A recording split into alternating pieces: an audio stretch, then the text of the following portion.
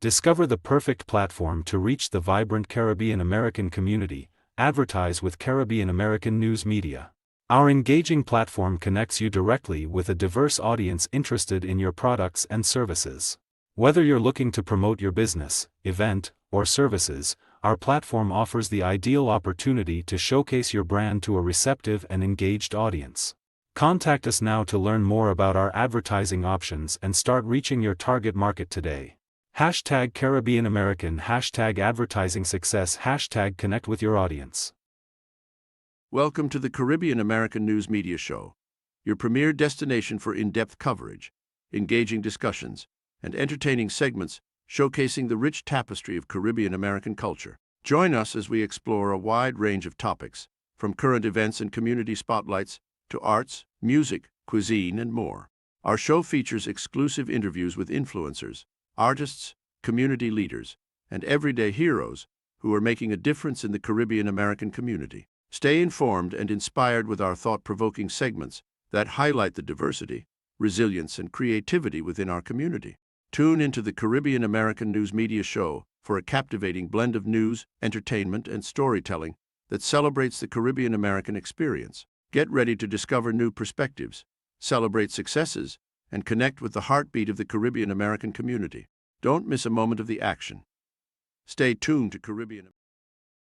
Thank you so much to Peter and John, song just like the disciples, but greetings to all. Welcome to the platform, Caribbean American News Media. We are live on the air. It is 8:08 p.m. on my side here, and so we want to greet everyone. Welcome to the platform. Please share as you join us. Share the platform as much as you can. Share, like, and follow, friends. Yes, share. We're going to give you some time to share. Welcome to Building Bridges, Conversations on Social Development, where we explore the power of connection, collaboration, and community in shaping a more inclusive and prosperous world.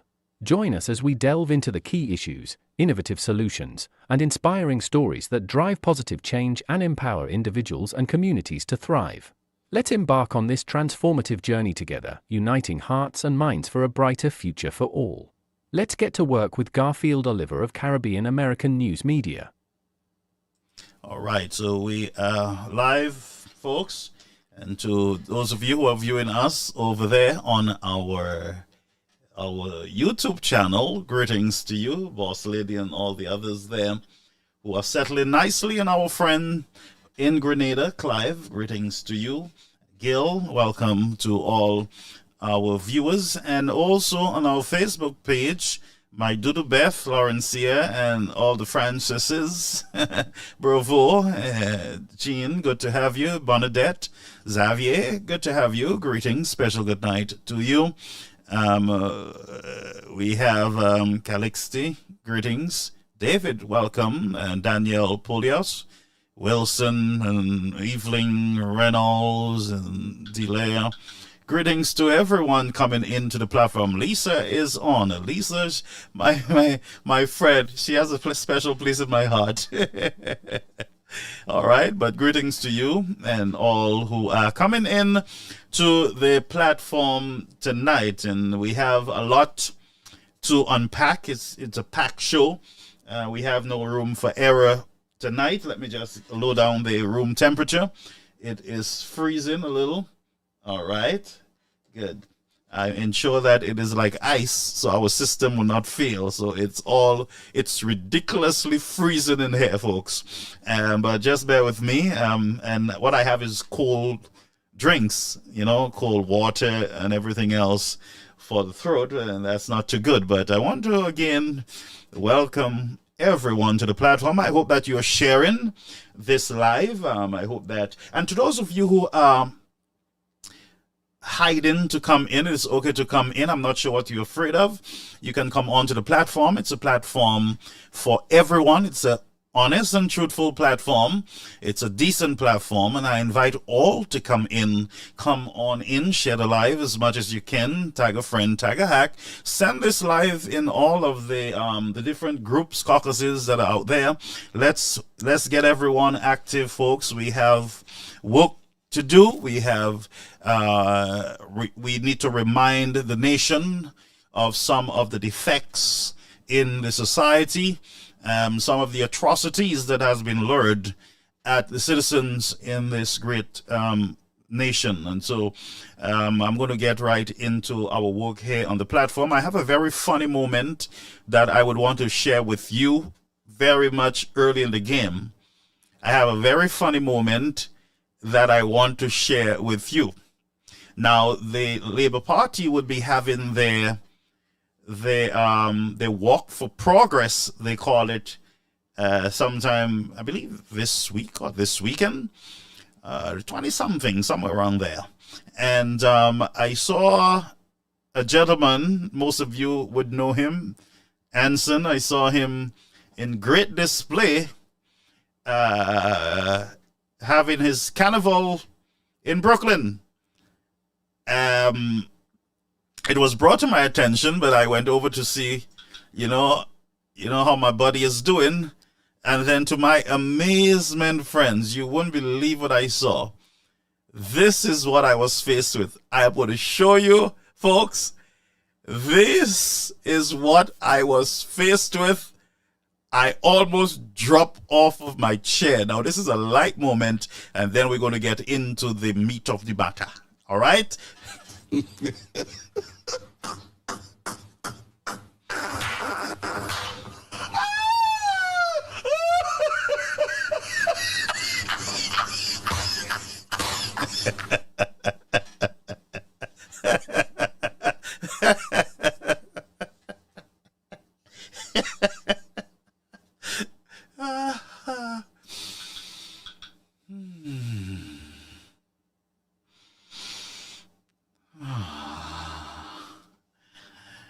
I'll show you that again, folks.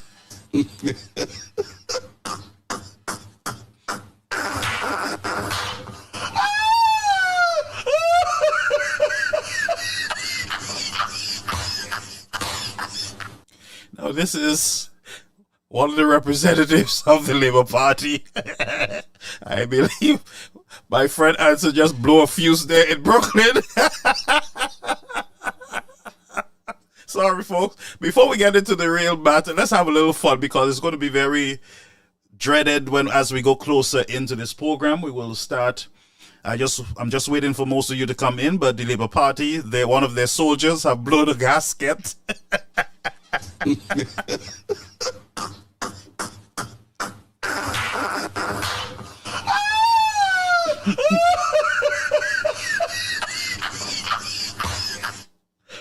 That gasket burned out clean. Good night, everybody.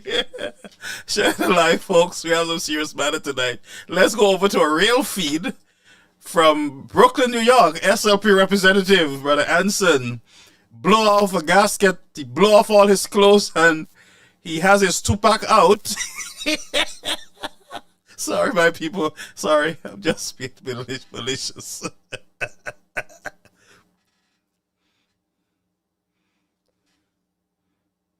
To St. Lucia again. I like the promotion you did for St. Lucia. Cora, you are very special. You are meant for what it is that you're doing. Let me tell you something. I've been following you for a while now. And let me say to you, Cora Obidi, you are a chosen one. You are God's child. I saw your father anointing you. Cora, you are just that damn good. So I cannot sing. But this is an advertisement because I will be addressing the situation sometime around 10:30, 11 o'clock today. So hear what I say to you. I want to see Cora again. I want to see Cora again. I want to see Cora again. Come back to St. Lucia. I want to see some more of you. Cora, I'm calling you. Come back to St. Lucia. I say, Cora, you must come back. I want to see some more of you. Cora, please come back again. Why, Cora, I'm calling you. Come back to St. Lucia. You did very well for us. And now I applaud you, Cora. I want to see you. Oh, Cora, come back. I call. Come back to St. Lucia. The people love you there.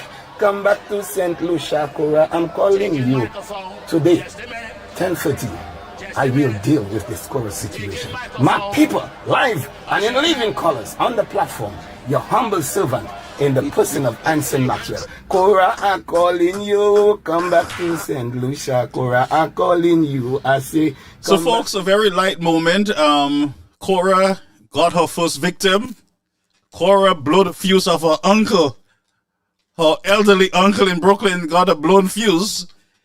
And I'm calling on the Labour Party to send out the emergency crew in Brooklyn to assist my friend over there who have blown a fuse. Cora got her first victim. That is Anson in Brooklyn there. And so the man has 2-pack and some chicken noodles.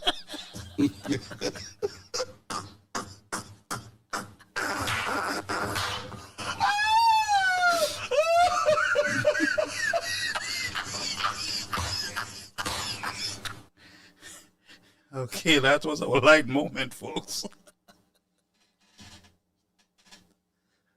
That is the moment. But let's go into the meat of the matter at this time. Now that I have freed myself so that I can speak on important matters that pertains to you, the people of St. Lucia. Now, for those of you just coming, that was chicken noodles. Just blow the gasket there, you know. Cora claim her first Lucian victim. But who am I? I mean, come on. Anson, he will get his clothes back on. There's just a temporary breakdown, and he'll be okay. He'll get himself back together. You know, once he catches himself, then he's back to Shastney's not good. Shastney must go. What can I say? But folks, share the life and let's get to work. We have some very, very important matters that I really want to go into with you, the citizens of this country. And some of them you might have missed because of the noise and the deception out there. And that is pertaining to the Blackmail Scandal in the bouillon of St. Lucia, and that was from, I believe, 2017. It was in most of the newspapers. Rick Wayne wrote a lot about it in the Star, and we had Loop News and a lot of those local media houses covering this this scandal. Well, it did not start as a scandal, by the way. It started as a government senator, member of the United Workers' Party at the time, being exposed in a way that was not the best of expose by a government representative or leader. Now, Dr. Raymond, Eubaltus Raymond, got caught in a tangled web between two young ladies. They're two separate matters that we got to discuss at some point. One is the Trinidad situation with the Wipe and the same close-off situation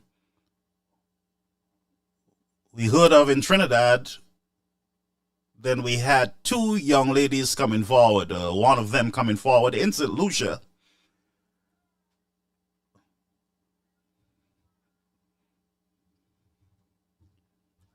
And I am very cautious with this matter because we got to come to a conclusion tonight. We got to come to a conclusion, a serious conclusion tonight in this matter. And you, as a people, could come across sometimes as a bunch of cowards. Refuse to ask the pertinent questions. Refuse to hold your government officials accountable for their actions. And when they spit in your eyes and tell you it is eye drops, then you say, no problem, thank you, Mr. Minister. Depends on which party that individual is from. Dr. Raymond is a member of our church. And I've said last week on this program that, of course, he needs grace. He needs to be restored. But there are a lot of questions that have not been answered. And whether it was hidden in mediation in a court, by the way, this mediation thing is being taken for pappy show. And I strongly believe that there are certain cases that should not go to any mediation, should be dealt with in a court of law. Because there's a whole set of speculation coming out of mediation because one individual can talk, can speak to the media, can share light on the matter because it is hidden in a secret vault in the legal system in a country. And by the way, it depends on who you are. It depends on who you are and who you're connected to. Then things can get stored away in the vaults of history where you will die speculating on important matters that pertains to you, the people of the country. In my opinion, this case or situation should have been dealt with differently. But like everything else in the country, it is either a cover-up, a bauble, a secret, or some garbage. And so the people continue in their ignorance, not knowing. But we had the We Pay situation in Trinidad. Dr. Raymond, his name came up. Then it came up again in the country.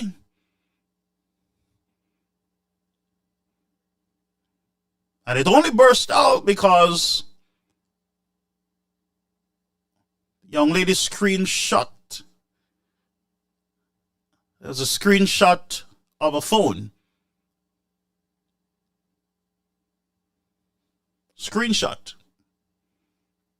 A screenshot, friends, means that you did not send. It doesn't mean that you send a picture to anyone. You could be on a video call. You can be on all sorts of things and you get screenshot. So when Mr. Dubaltus Raymond said to you that he never sent any picture, technically he's right. Could be telling the truth. Technically he could be right. Does not mean his parts was not exposed. Technicality again, it doesn't mean that. It's just that I didn't send any picture. And we understand this process, and it was dealt with, and Dr. Ubaltus paid dearly, both with his family, his image, his political career, the church. He paid in every way possible. Young ladies, they paid too. Both the young ladies and Dr. Ubaltus should be restored. And even though we are still a little confused, tonight, there are some bandits. There might be, the possibility is there, that there are some individuals, maybe, who have gotten away without paying for anything like the girls or Dr. Ubaltis.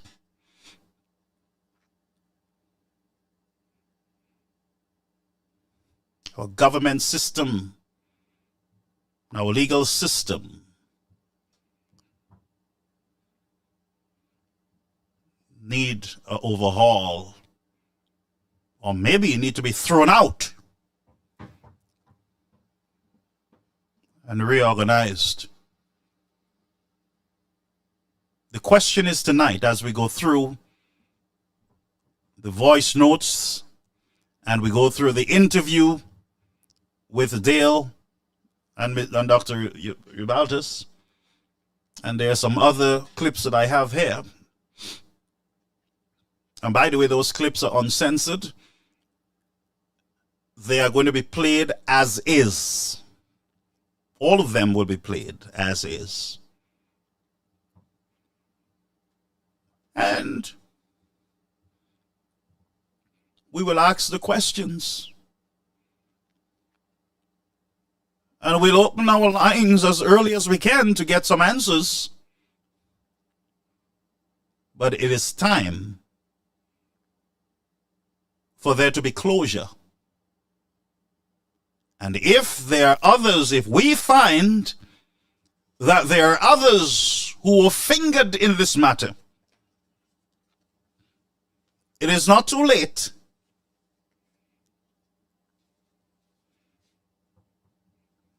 for us to get an explanation. It's not too late to get an explanation.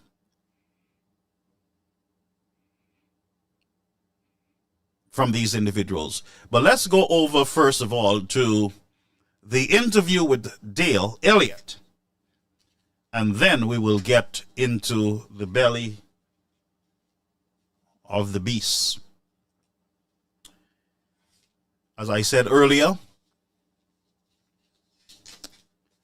Caribbean American News platform, we are not accusing anyone.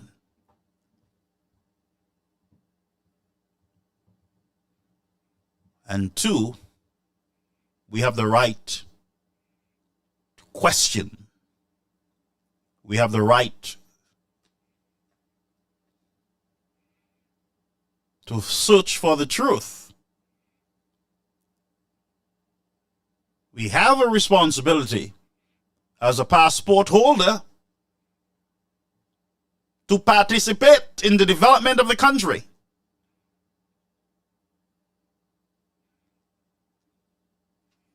But we are going to seek answers tonight. Let's go over to a clip.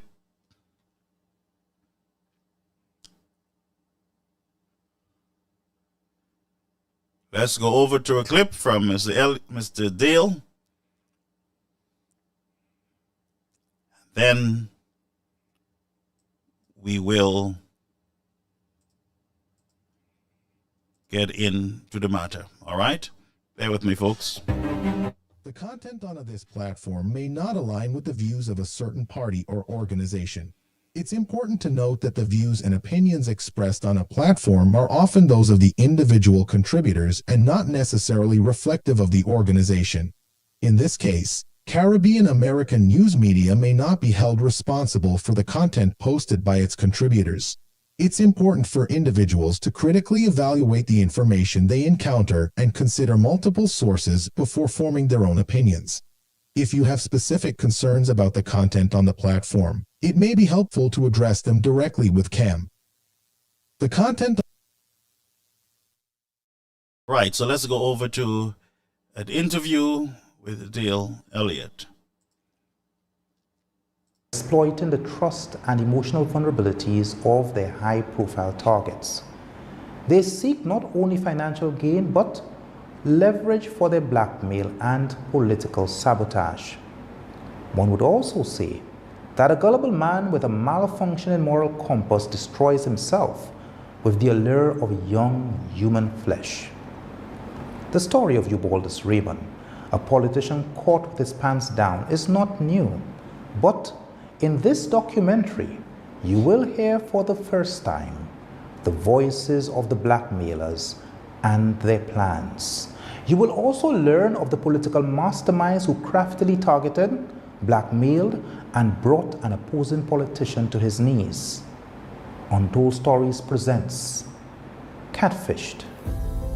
He left St. Lucia to attend the College of Agriculture in Jamaica in 1990 with dreams of becoming an agriculturist.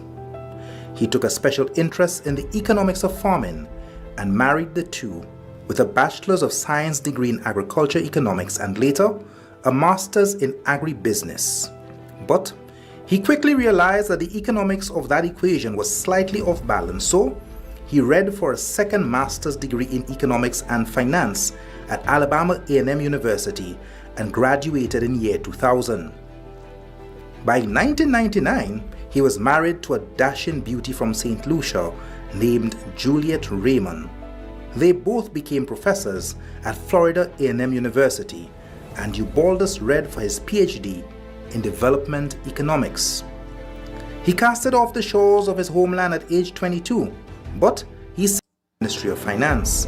However, from 2012 to 2016, Dr. Raymond was the chief economist and head of statistics for the Financial Regulatory Commission for the Turks and Caicos Islands government.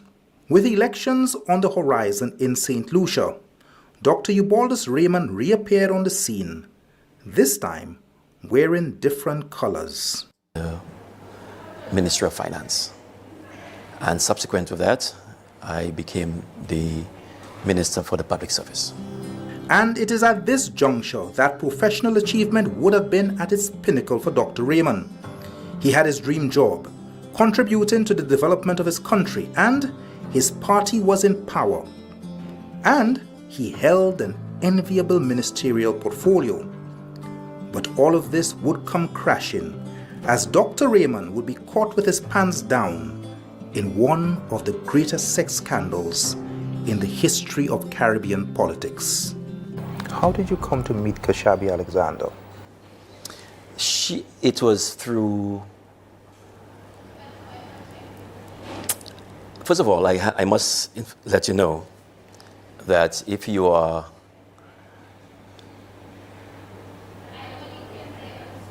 leading to anything that pertains to the courts, I may not be able to answer because the situation has been adjudicated, and based on the courts, I am not supposed to speak on the matter publicly. That is the agreement in the mediation that we had. But I can, I don't want to go too much into that. It's unfortunate, I can tell you, Mr. Elliott, that because of that mediation, there are lots of misinformation out there, lots of untruths. And folks, that is why we're here. We're going to do our best to go through this whole confusion, because I'm sure many of you are still confused. You want to know what is this, what is going on, and why Dr. Eubaldus is coming out now, and what is this all about.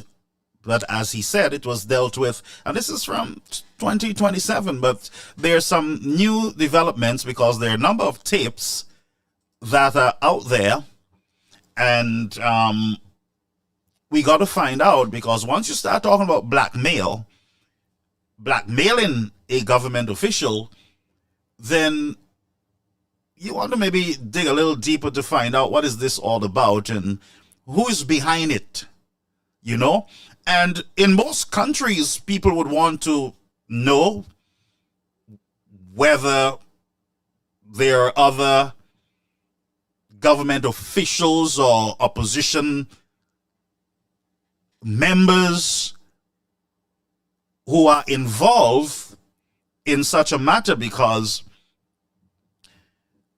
I'll tell you something, friends. The whole sexual thing and men falling sexually to women, it is something that a lot of kings got themselves, it's not new, a lot of kings got themselves, and leaders, political leaders have gotten themselves, Bill Clinton, and you have a lot of kings. Even Samson lost his life because of a woman. And it is a sin, friends, that God forgives, ain't it? It's a sin that God forgive. But my problem tonight, as I said to you, is not the sin that God forgive, but the sins that have not been confessed to be forgiven. The possibility is there, friends, that there might be some sinners who have not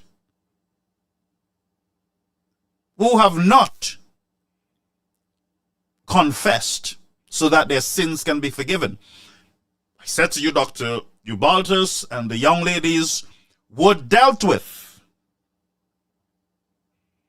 They were dealt with. But the question again, is there other individuals who were involved who have not confessed their sins, and their sins are still before them? That's just the question. And I do pray for these young ladies. And I do hope that they would have been restored. But it's very unfortunate that it will come up and it will play out itself again. And it is only playing out itself, I suspect, because we didn't close the case. We did not close the case properly. And anytime in a nation you have unfinished, whether it's legal or political things,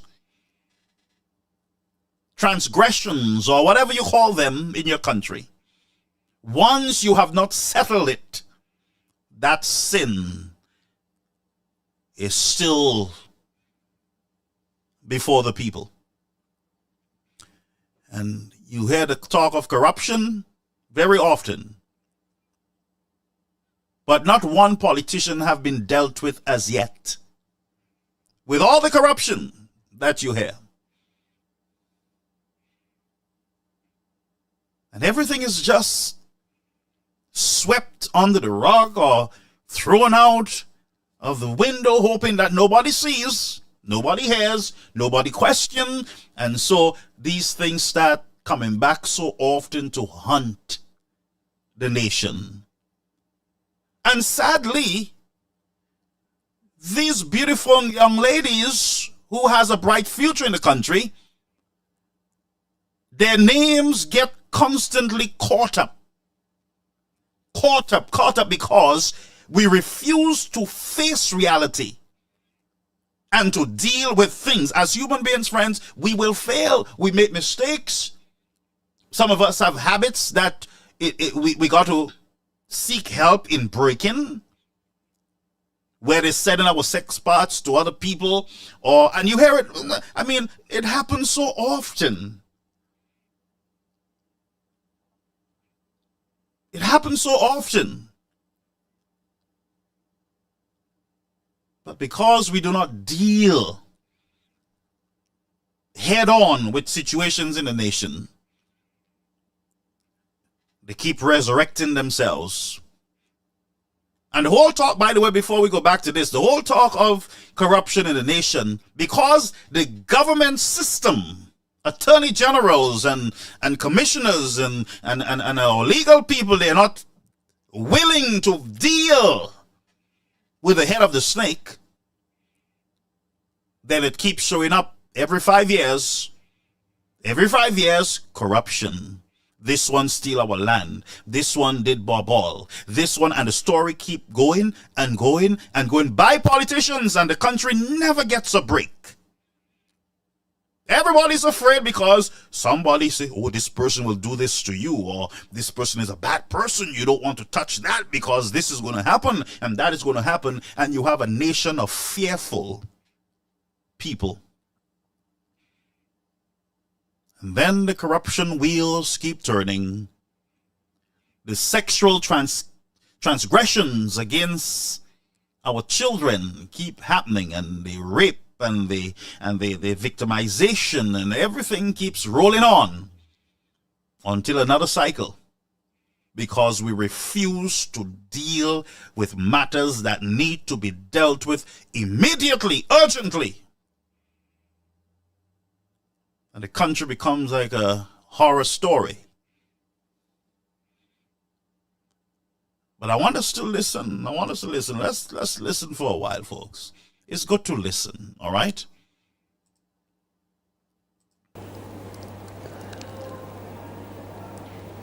Social media contact.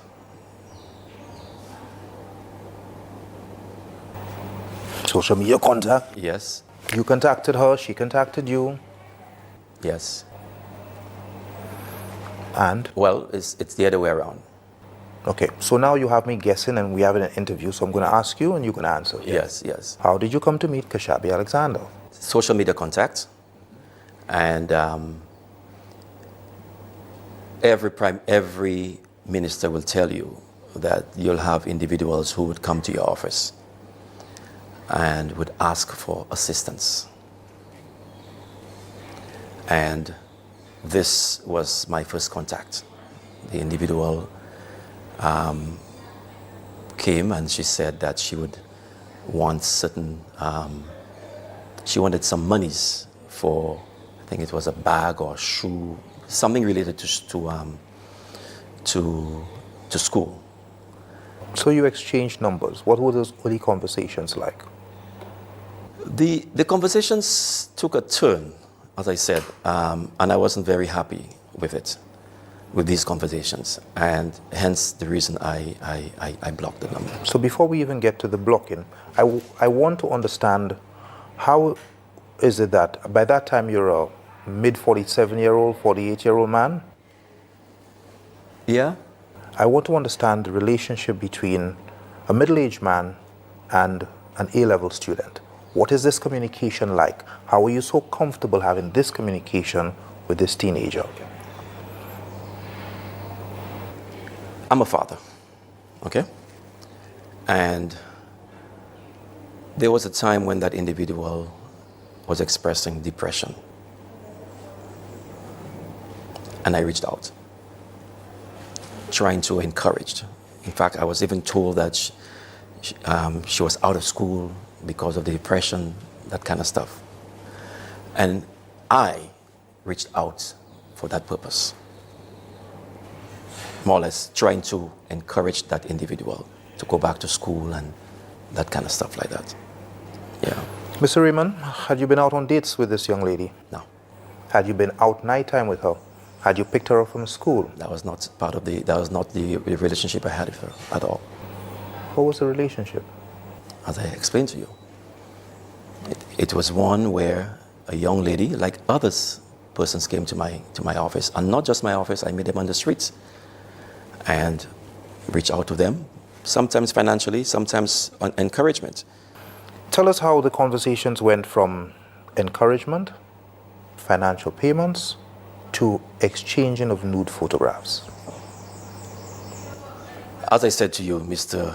Elliott, I will not go into that discussion, because this is the discussion that brought a lot of pain to myself, my family, and friends.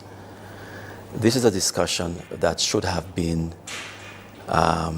discussed in the courtroom, and because of the agreement that we had with the courts, we are not supposed to discuss this in the main, in the public. What I can say to you is that I never.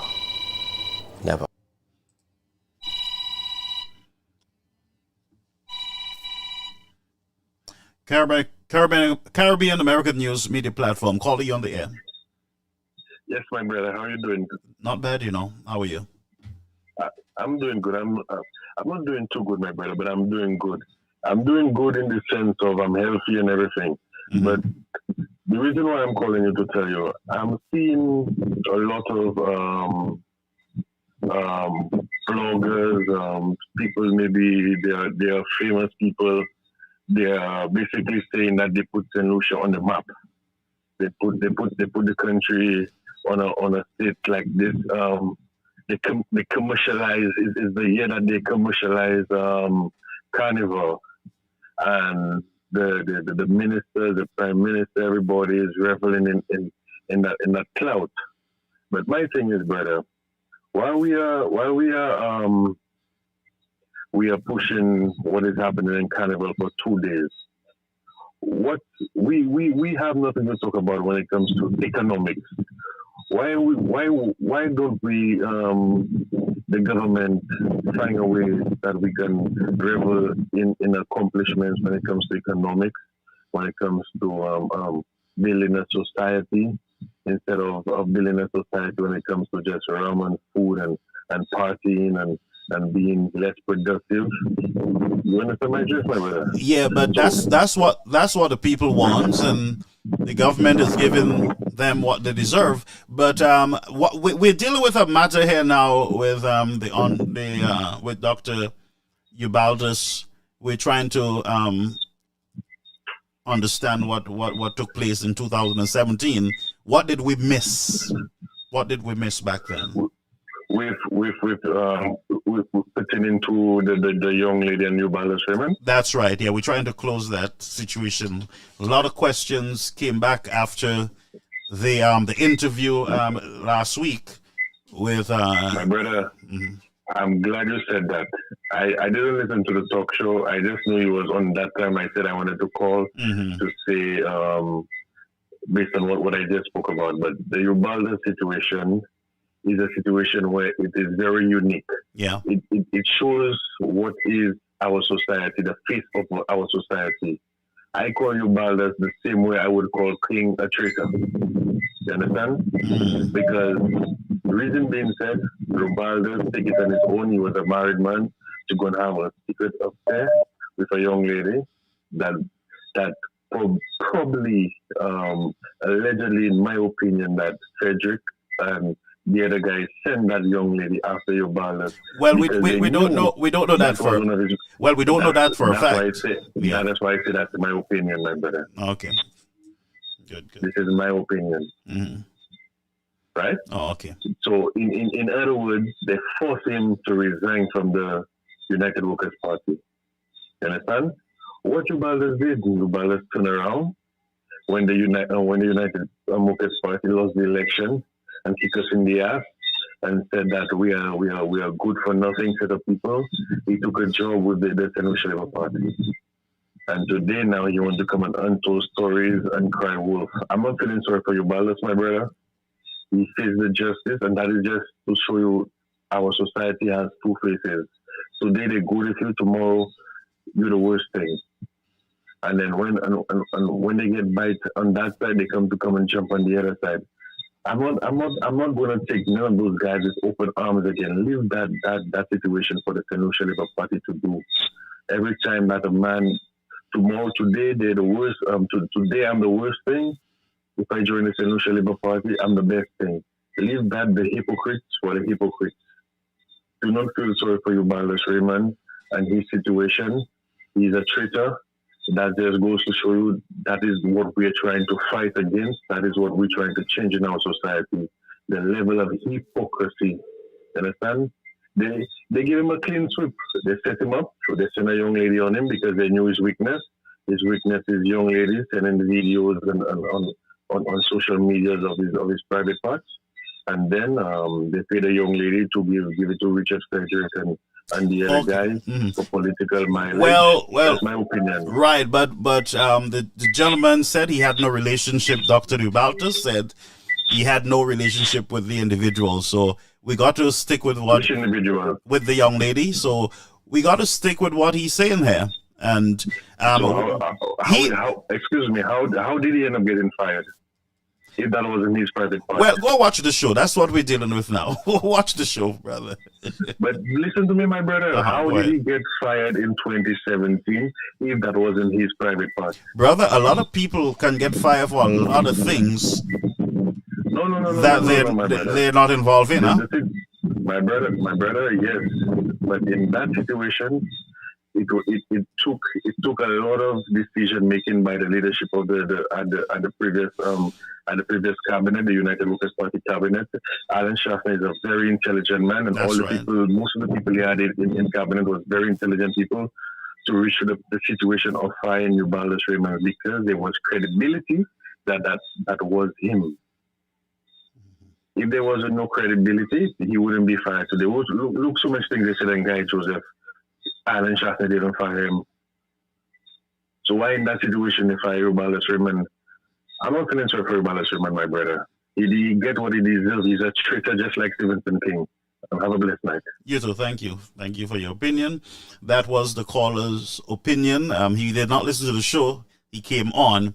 But we have no evidence that Mr. Frederick sent anyone. A matter of fact, the young ladies, if you listen to one of the clips, and we'll listen to it later on, said otherwise, that, the other one should not tell him about the financial contributions. So we just got to be a little cautious as we discuss this very sensitive matter, because the truth is a lot of lives have been ruined as a result of this very unfortunate, I'm not sure if I should use the word unfortunate situation. And as I said, and by the way, let me just add, folks, there are a lot of politicians, present and past, who would have done worse than Doc, I am sure. But have they been caught? No. Will they be caught?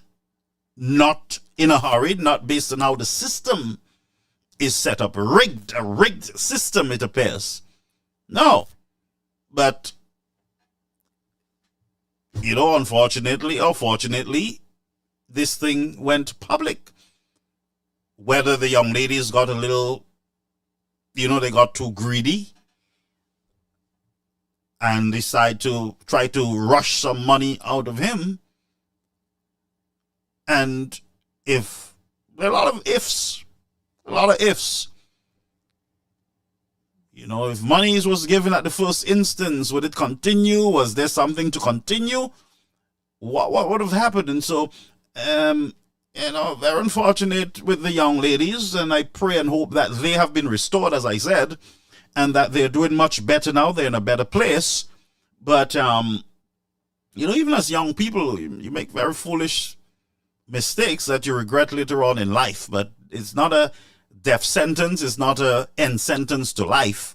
And I'm hoping that many other young people can learn to stay away from politicians. Stay away from politicians, especially those, who are married. Just stay away from them, because there's nothing new under the sun. Nothing new at all, But let's go on quickly, and then we'll move on to our clips. Nude photos to anyone. I can tell you that much. So the rumor mill says that Kushabi Alexander was an intern in your office. True or false? There was no truth to that. And the record can show that. The record will show that that's a lie. Again, this is one of the things I never got a chance to defend in public. Coming up, did you have a sexual relationship with Kushabi? And you heard that Doctor wanted the opportunity to, based on what he's saying, and I know that some of you take what politicians say with a pinch of salt, because some people say politicians are the worst hypocrites around, and sometimes you see it very clearly. But he said that, he never sent any tape to them, and I would believe that he did not send until I see otherwise. But let's listen, folks, to this next the next segment here. We uncover the well-planned plot of blackmail and the masterminds behind it.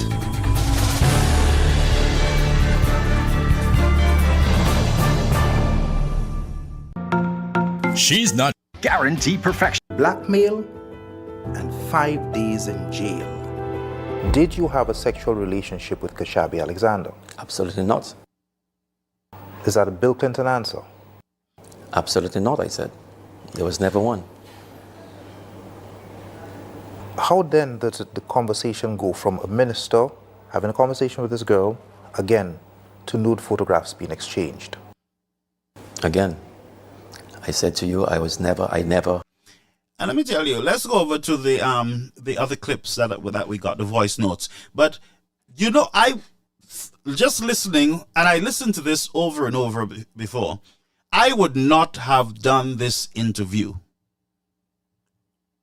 I would not have done the interview. That's the truth. I would not have done it, because this is digging up a hole, and that's why we're discussing it today. It digs up a hole. I'm not sure what the motive was in accepting the interview, but to me, I think it's a lack in judgment. That's just my opinion on it, because first of all, you got to think about others. You got to think about all the other questions. The fresh insights that people will just, people are ready. People just start to reason about, and Lucians are smart. But wait a minute. How are they talking about give me money for pictures and you didn't send pictures? You had no sexual relationship with them, no sexual contact with them, but there is an attempt to blackmail you. Did you call the police immediately? Did you call the authorities immediately? And by the way, let me say to you folks, some of you politicians, if you are not professional counselors, stay away from people's children. I'm going to say that again. If you are not a professional in the field that those young people are requiring you to get into,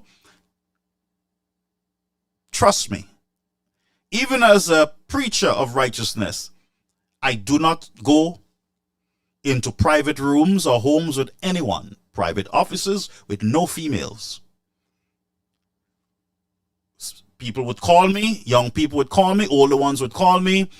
I have this issue, I have the blah. I say, okay, so let me put you on to someone who can take care of that for you. I protect myself because I read the script very long time ago, that with power comes responsibility, and with power comes a lot of women.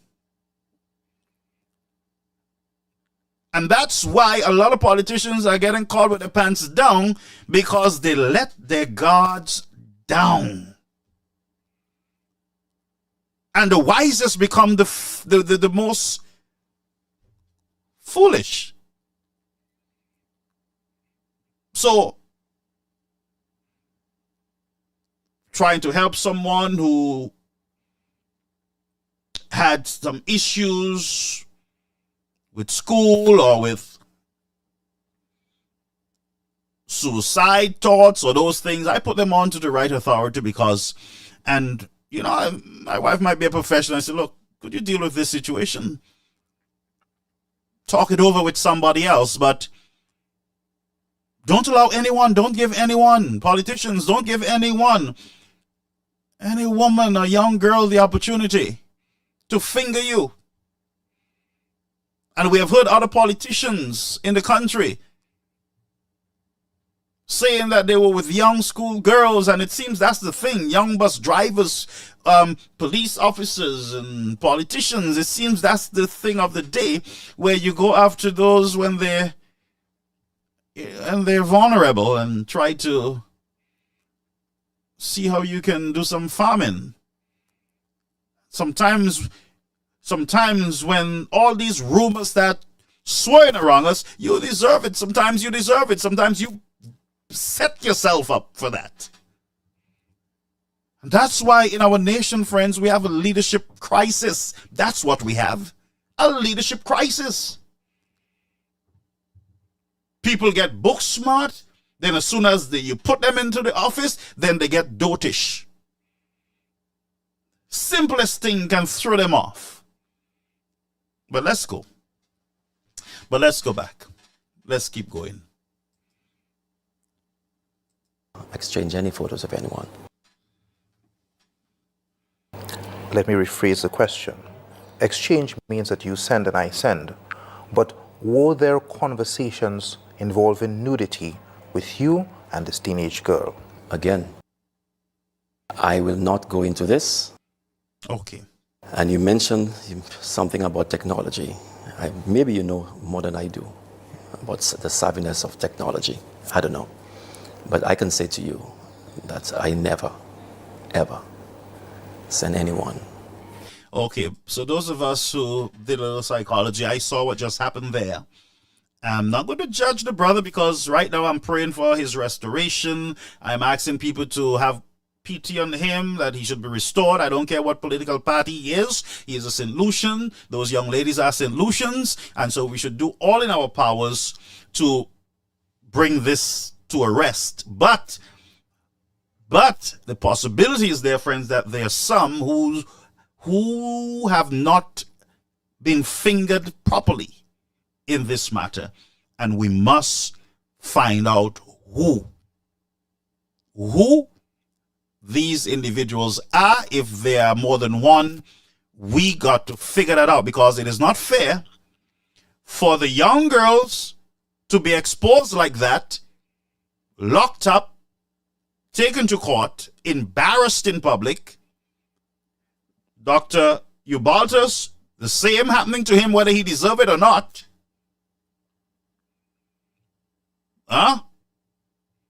And there are people who are hiding under the rock and have not been there. And that's a problem. Could it be that this whole resurrection of this matter is so that we can help, if there are any other individuals who are involved, that we help them to face the music, just like these other individuals who have already paid for their errors. Because, of course, brethren, there were errors done. We can't run away from it. There were errors that were made by the minister, by Doc, and by those young girls. There were a lot of issues there that should not have, situations that they should never have gotten themselves involved in. A man with a wife,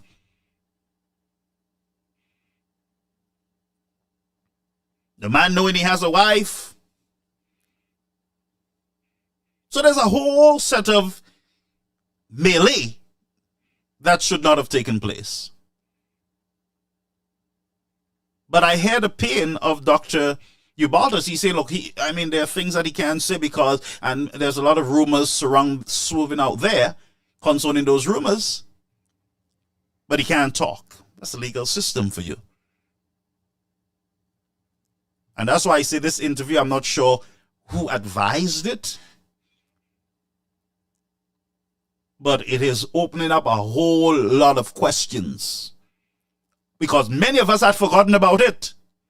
This was dead, finished, should not have been resurrected. Well, I don't know if there is a divine intervention here where there is somebody that needs to be saved. Could it be that there is some other person who were involved who need to be saved? And so Dr. Ubaltus and Dale, it is beyond them. This is just divine intervention.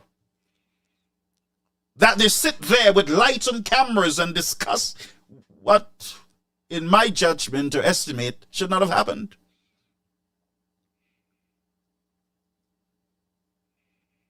If my name came up, friends, about me and nude and girls and everything, and I have my wife and blah, blah, I'm in a position there, brethren, I would want that thing to go away very quickly. 1 year passed, I ain't talking about it again, I ain't bringing it up, it dead. Because in 1 year, you would have been getting yourself back together, building back trust with your wife and your family. The girls would have gone back to school. Some of them would have had their boyfriends or their husbands, and they would have been working maybe at a bank or the same government institution. Maybe they would have moved on with their lives. And maybe this interview would have interrupted this whole, getting over this situation. Why did it come up? Why? And my question again, is it because there are individuals who are involved whose name have not been fingered in the matter? Could it be? Could it be St. Lucians? That's a question. And I always say to you, and you laugh at me, that righteousness exalts your nation. And no matter how far you have hid your sins, how deep you have buried your sins, if it is not taken care of and is just buried so that you can just hush it, or you bury it so that it can disappear, and you have not dealt with it the way it should be dealt with, I am saying to you, anything that happened in darkness will come to light. It can take 100 years, but it will come to light. So could it be that this is divine intervention? I'm asking the question. Listen, let's go to the clips, folks. It's time to go to the clips so that we can get some answers. Let me just change the screen so that I would not disappear while we having this discussion. Let's switch screen so that the folks can see me. All right?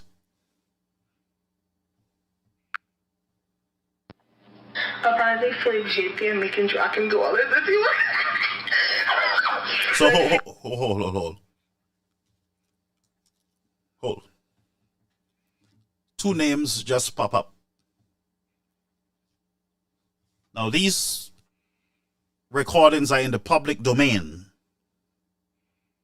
I don't know who put them out. I didn't record it. I wasn't there. Only two individuals could have had this. The girls and Dr. Lubaltus. Well, he could not have gotten it, of course. Why is this out now? Where is this coming from? Who put it out and why? Is somebody trying to send a message to us that something was wrong or something is wrong? Why? There's a whole set of questions coming out. An interview, and then all these things are out there with names, politician names being called. And everybody's afraid. Oh, we can't talk about this. It is very serious stuff. Yes, it is serious stuff, for God's sake. Yes, it is serious stuff. And it has become serious stuff because none of you are willing to deal with culprits, to deal with these transgressions the way they should be dealt with.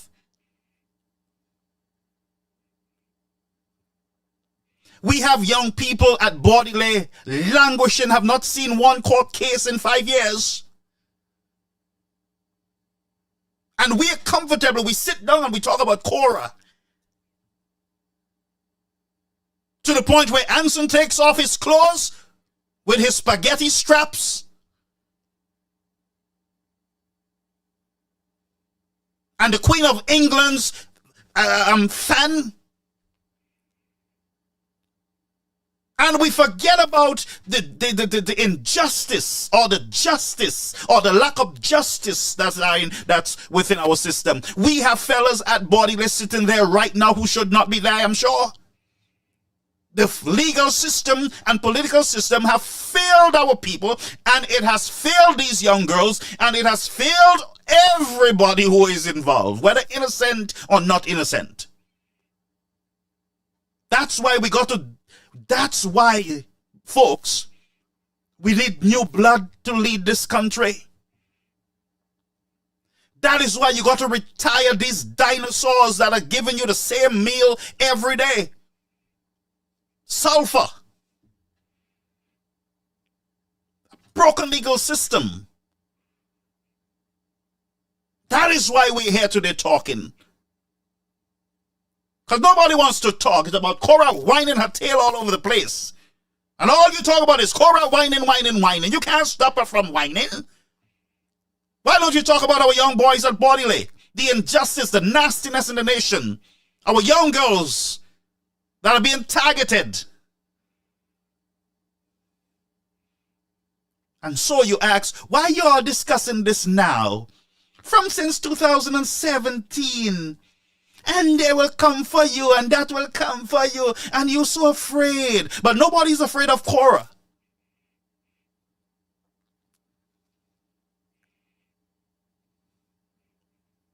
And you want to talk about the pastor, he don't have certificate, he's not, and his mother, and his auntie, and this, and vagina, and all kind of nastiness you talk about, but the real issues you ain't talking about it. Let's talk about it tonight. Let's see how it will go down tonight. Let's deal with it tonight as a nation. And sadly, we got to deal with it on social media, on public media. Things that should be dealt with immediately by the law. An attorney general and the police, and we have women who came forward who said that they feel violated by police officers. Police officers! We just keep kicking everything, kicking. There are some accusers. Where's the system to jump in and say, okay, let's fix this right away, let's deal with this. Not another day, let's deal with it. Broken system. The Rover Gates, quickly dealt with. Speaker of the House, quickly dealt with. Politicians, quickly dealt with. Either sweep under the rug, or sweep over the rug, or throw the rug and everything else out. Or transfer the judge. And then the judge says to the people of St. Lucia, political interference. There is political interference, and the people go, oh yeah, Philip Gilbert is such a beautiful prime minister, and Shasney white, Shasney, and the judge is saying to you that your system is broken. Your own police officers are saying to you that your system is broken. Your boys at Bodiley, they're saying that the system is broken. Some of them are saying it's broken because I didn't do I didn't do what they say I did. And the possibility is there that the state might be saying to themselves, we have no evidence. Well, if you have no evidence, the right thing to do is to let them go. Huh? And so we are here today. And we will ever be here today on matters that should have been closed by a legal system.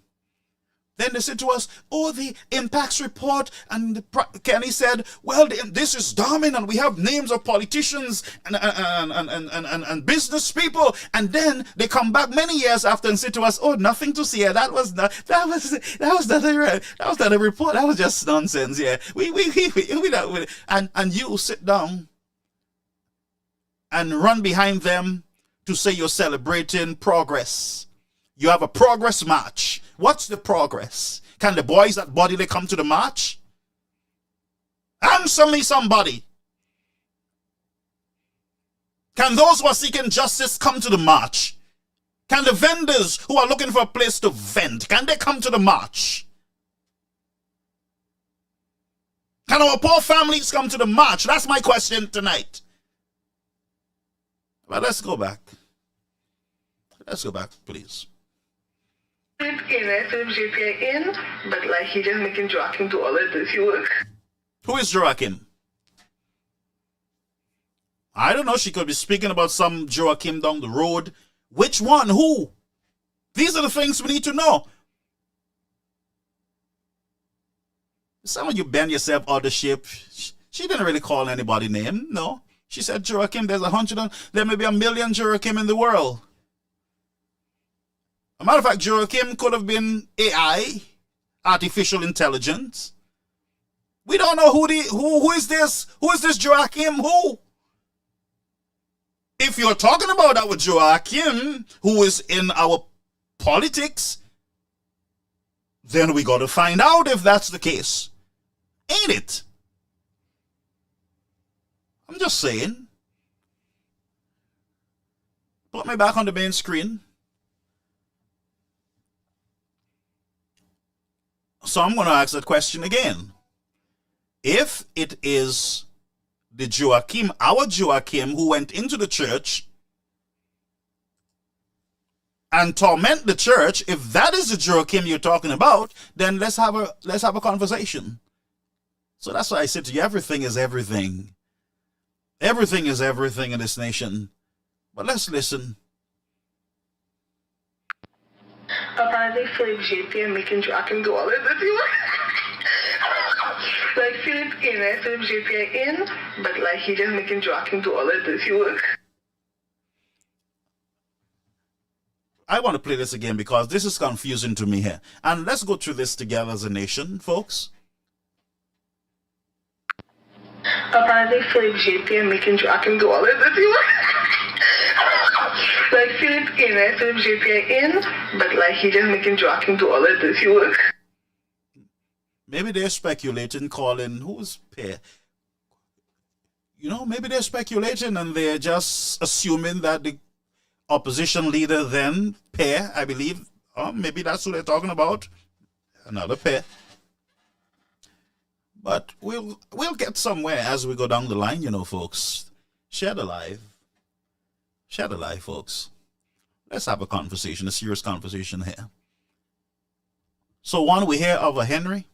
No, not a Henry. We hear about a Joachim, and we hear about a Pear.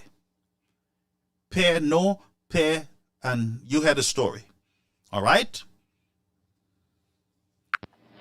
Apparently Philip JP and making Joachim do all of this. Like Philip JP in, but like he just making Joachim do all of this work.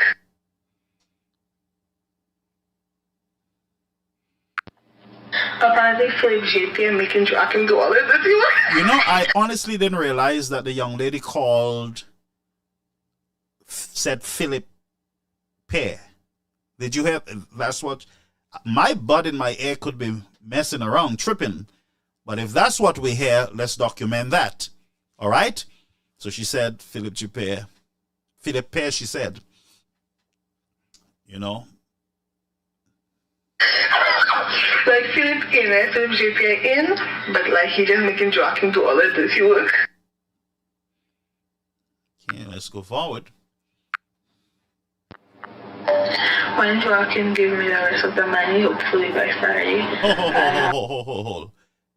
Let's go slowly again. Mr. Producer, take it slow.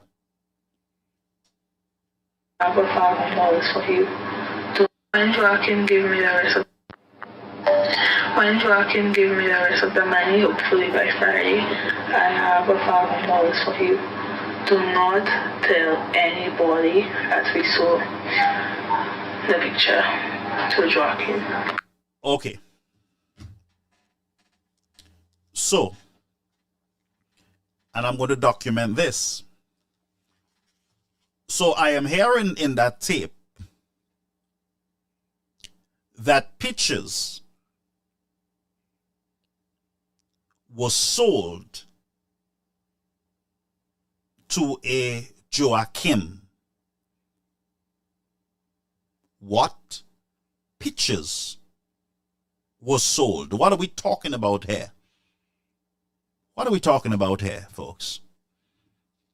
And by the way, some of you just talk too fast and too much. You got to listen. All right? We got to listen a little more. And that's why we got to be very careful. You got to be careful that you do not besmirch people's character. You do not try to damage people's character. You should never do that. And that's why, friends, you got to get clarity. You got to get clarity to what you're hearing. Not even Richard. There's another name. Richard said he called Ebola 3 times, so message Ebola and say Richard is trying to get in touch with him. It's in his best interest. Or it's in his interest, essentially so. Okay, so that might have been their lawyer that they're speaking about. And so they're trying to have a conversation there.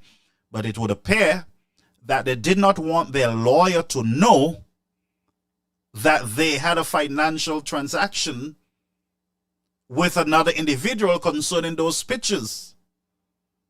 So you see the web, folks? And I know some of you, some people just want to hear Richard, and they want to just jump, yeah, Richard, and Richard is bad because look here, his name came up. No, you got to listen, folks. Sometimes bitterness and hatred and political mischief can blind us from understanding important matters in the nation. So what I want you to do, folks, what I want you to do is to just pay attention. Don't jump. We are not chickens. Let's take your time. Listen. And then we can have a conversation.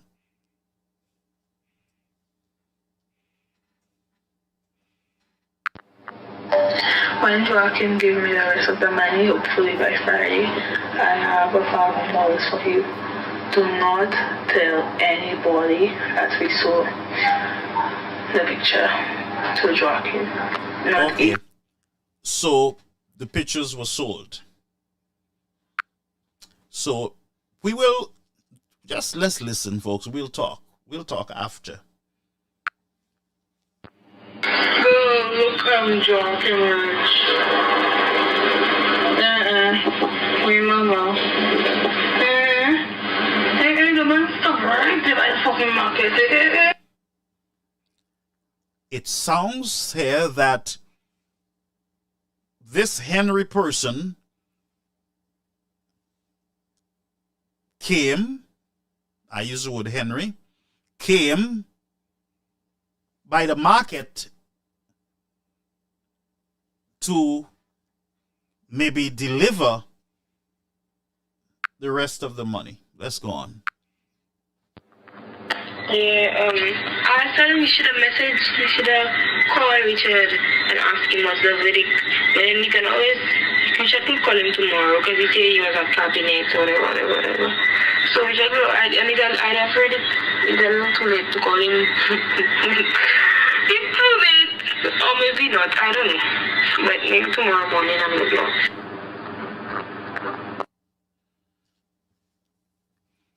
So that's why I tell you to slow it down, because they said the Richard person, and that's why I came to the conclusion that the Richard person might have been representing them.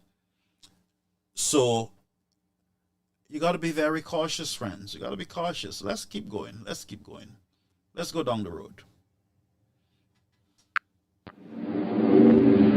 Oh, yeah, that Taylor man recently give me the money tomorrow. I told him I do have plans, but I sent the pictures already. So as soon as I connect the Wi-Fi, it will send to him. But the plan is I'm not really signed up the first week yet. I want to hear what Richard saying. Don't tell Richard about Joaquin. Although, like, but you're not telling him that Joaquin Pierce. So therefore, it seems like they have a representative, but they're saying hide information from that representative. That's what I'm gathering, right? That's what you're gathering too? Hide information from him. So they are now really overplaying their hands, it seems, with information. So they want help, but then they want money on the other hand, And it seems like they're trying to double dip based on what we're gathering here. But we'll dissect it slowly. Let's go on, folks. You know that. You know if I was remember there ain't nobody to kill your fucking ass. You ain't coming and Okay, good.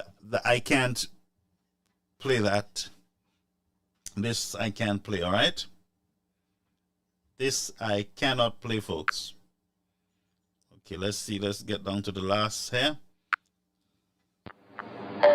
when Joe can give me the rest of the money, hopefully by Friday, I have $1,000 for you. Do not tell anybody that we.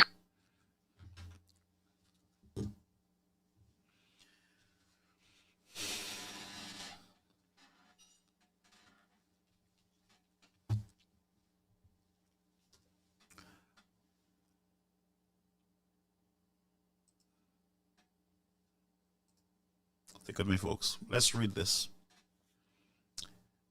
And this, it is from the opposition at the time, Mr. Pear.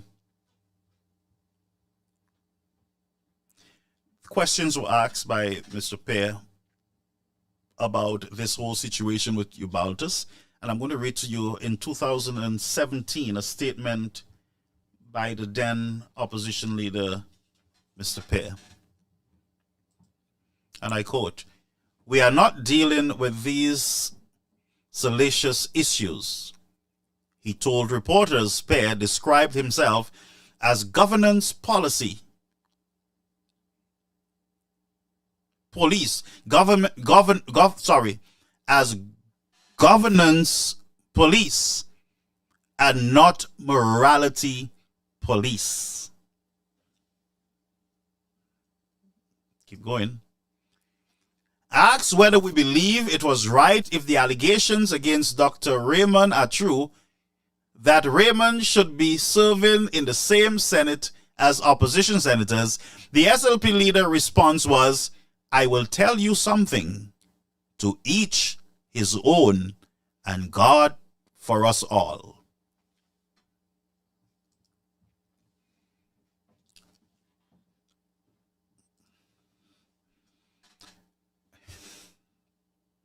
Now, that was the response from Mr. Pear during, I believe this was taken from The Voice or the Star newspaper, one of them. But that was the response of the now Prime Minister, then opposition, that he's not morality police. In other words, he don't, doesn't matter, it doesn't bother. And I've read a number of different statements on that matter from him, and he was basically saying that, you know, that's not our problem. We have bigger fish to fry, you know, that's not an issue there. Even though the allegations were surrounding young girls by a government official, he said, "I am not the morality police."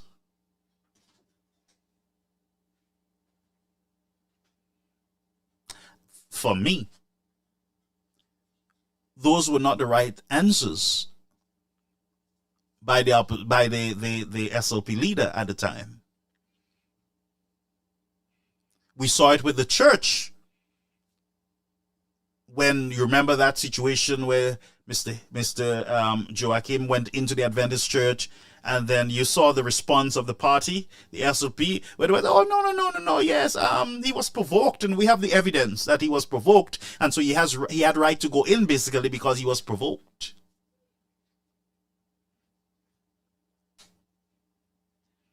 Do you see where I'm going?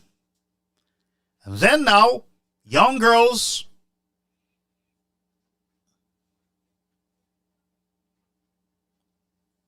he said, I'm not the morality police, I'm a governance police. Divorcing morality from governance.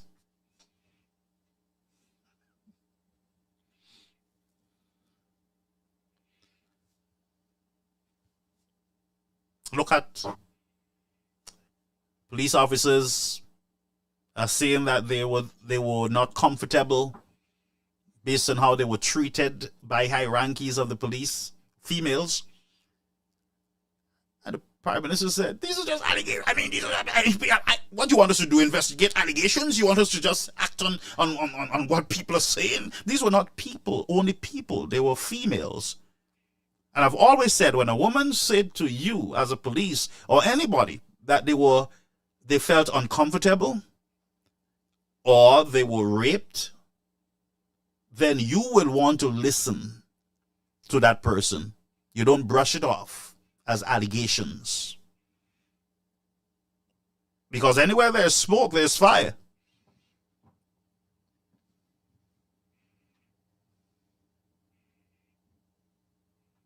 People get away with the worst of injustices and crimes and victimization in the nation because your government is not a morality police.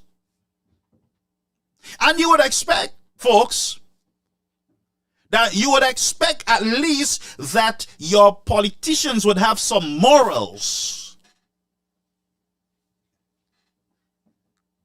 And they will not say to you that they are not morality police. Are we seeing that playing out in our society? Because they are not morality police? And it seems like there are no police at all, them fellas.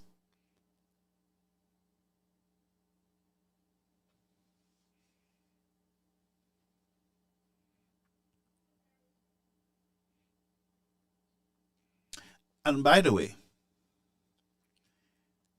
these politicians have been telling us who they are for a very long time.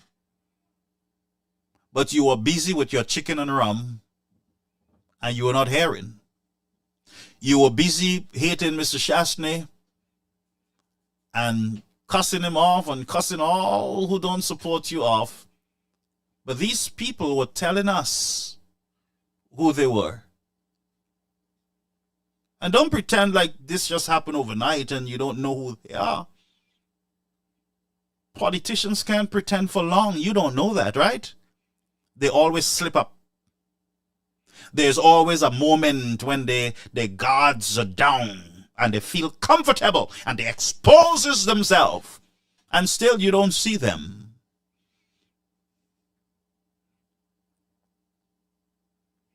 My question tonight, my people,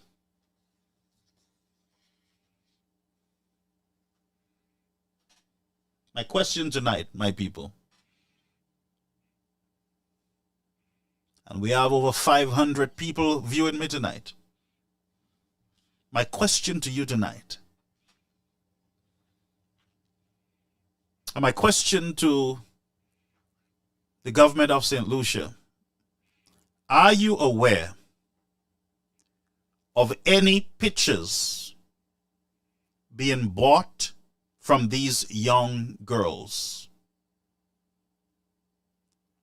If the answer is yes, that you are aware, with whose money and what was the cost of those pictures and who is in possession of those pictures? Question: was the SLP involved in these pictures? Question: did Mr. Joachim, as the young ladies indicated, paid for those pictures, and why?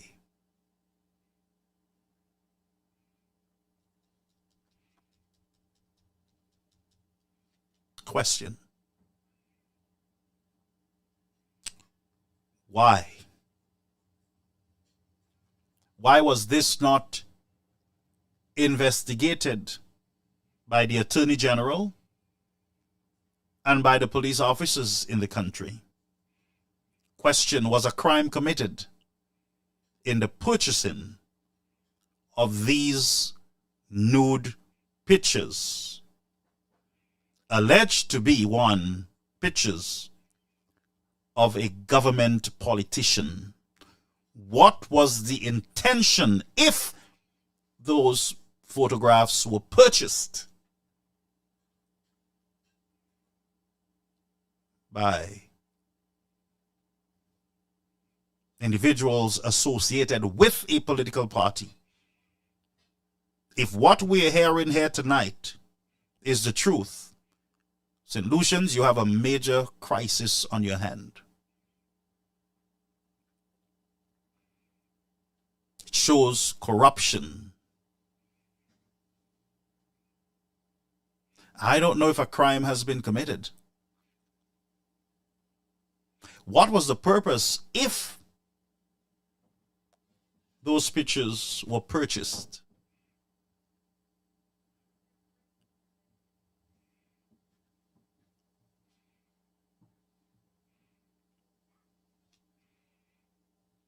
And that's why I ask you, I said to you, with all the resurrection of this dead case that was sealed in mediation, a man who is at a place where things are almost back to normal for him, why would he come out at this point and have an interview? Would you not have provoked these young lady? Would they not have felt that there is some injustice against them?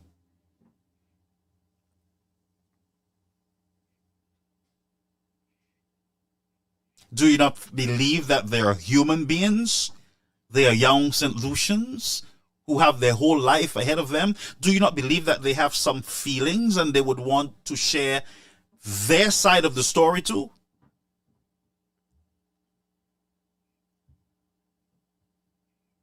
Don't you not believe? And that's what I'm saying. Brethren, I believe in restoration. I believe in it, and I will do my best to aid, to help in the matter. But there are many questions that we got to answer first. One, the pictures. Who purchased those pictures? And why? What was the purpose of purchasing private parts? And it sounds like the guy is a man who bought the pictures. So you have a man buying naked pictures of another man.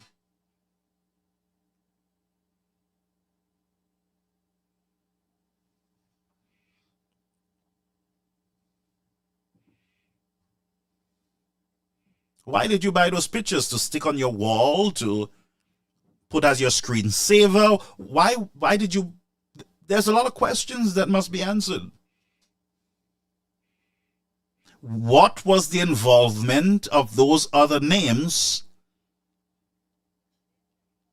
in this matter? Because only two set of people went down, you know.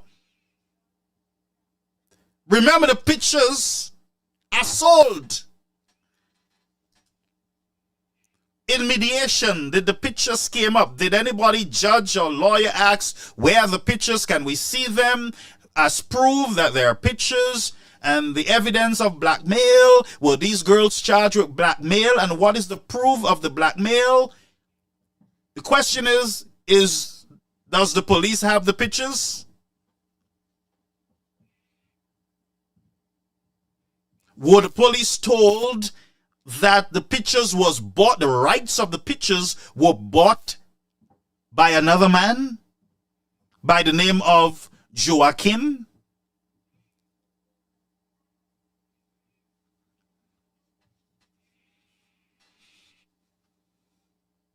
Folks, there's a whole lot of questions that are popping in my head just listening to those tapes.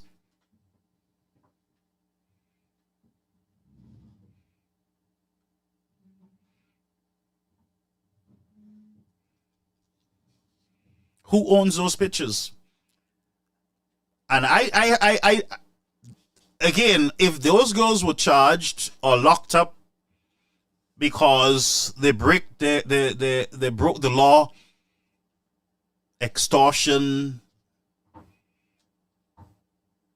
I'm sure that the police would know where the pictures are.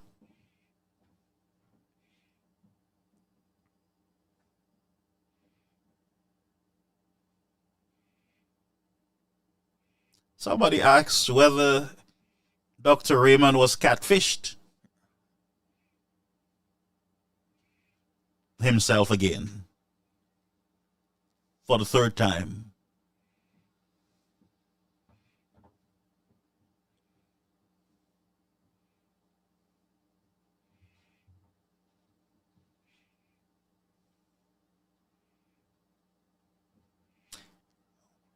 And I don't understand. The other thing is that I just saw somebody said they have the pictures still. Why am I buying pictures that everybody have out there? Everybody has a copy of it. I mean, what kind of story is this? So you mean that Henry guy, that Joachim guy was so, happy for those pictures that he is willing to spend, because she's speaking about $1,000 she going to give a friend. That means that she would have gotten a good cut from this picture deal. And surprisingly, friends, this would take me back to the whole visa discussion with Mr. Frederick. And I would ask folks whether he was catfished with the visa too, whether these guys just cooked up stories on the man, the same guys, bandits, cooked up stories on him just to stain him, just like they wanted to bring Ubaltus down from the United Workers' Party. Was it an attempt to bring Richard down also the same way? I'm just asking questions, friends, because it speaks of the bouillon of that movement.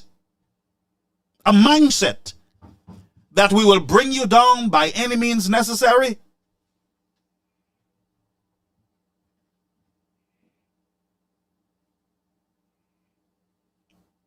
Is that what we are seeing in the attempt to bring down Mr. Shas? And now they're saying to you, yeah, just like Joe Biden, Shasny need to resign too. Shasny is younger than Philip J.P. If anybody needs to resign, it would have been whom? Philip J.P., ain't it? But we're not going to go there. We're dealing with serious matters. Huh?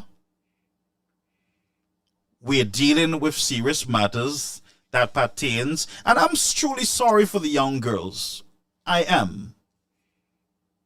Because you hear all these stories of politicians taking advantage of young girls. You hear the stories of the wrong set of people being locked up, taking the fall for politicians or people of interest, of influence, whether it's a pastor, a priest, or whatever it is. Brethren, we know that our young people have been targeted or being targeted by certain sects in the society, and we shut our mouths. And we have children. We have children too, of course. We have children also. Some of you city wares. Some of you are city wares. You know the stories. You know the stories too well. But you're city wares.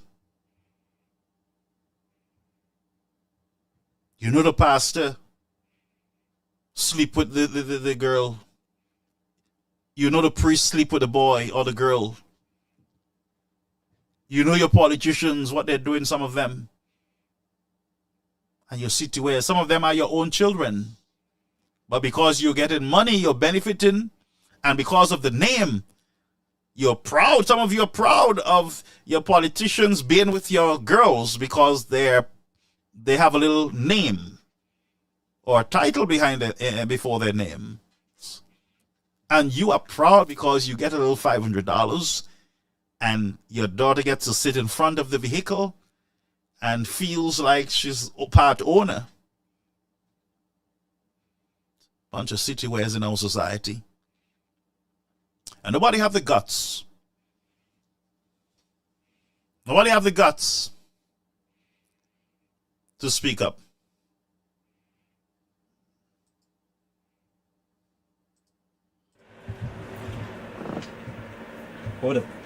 Over the last few weeks, I have been exposed yet again to one of the ugly truths about life in the public eye. People will constantly try to besmirch your character and use underhanded tactics to undermine your credibility.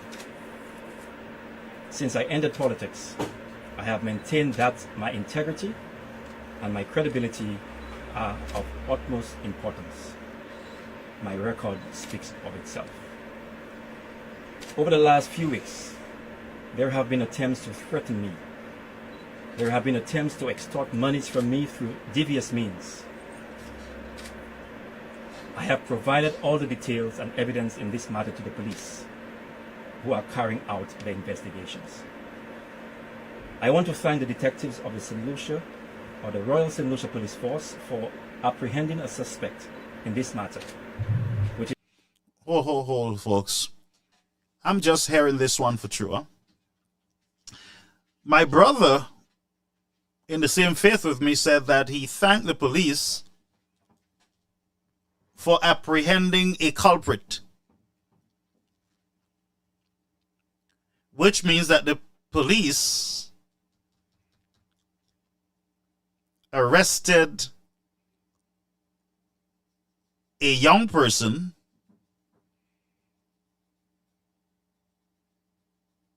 because a report was made.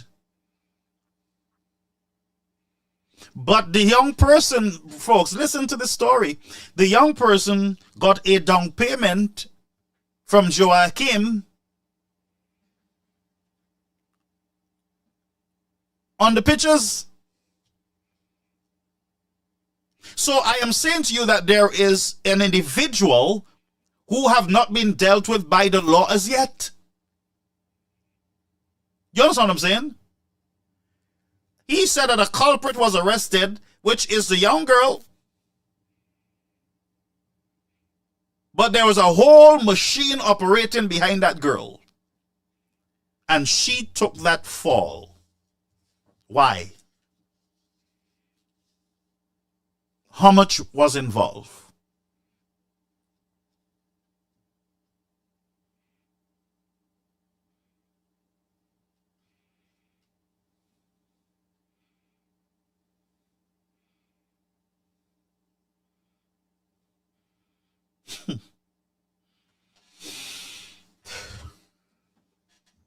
There's more questions. Folks, every time I check myself, there's a question in my head.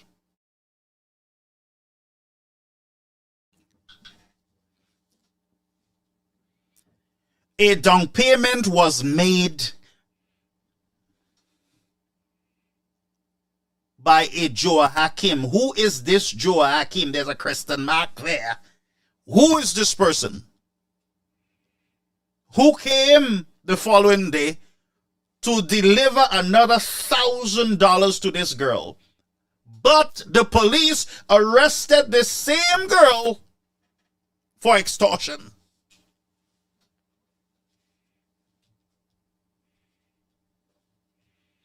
Somebody's trying to say something to us, folks. And we got to listen. We got to follow where this is going. Somebody is dropping the crumbs to lead us to an individual who have not been dealt with by the law. Somebody is dropping crumbs.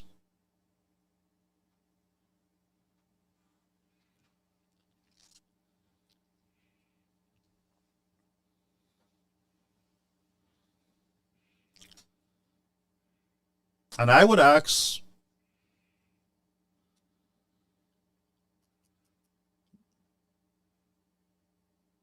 for the resurrection of this case. We must find a way for us to get to the bottom of this, because this smells stink. This smells like rotten fish. Somebody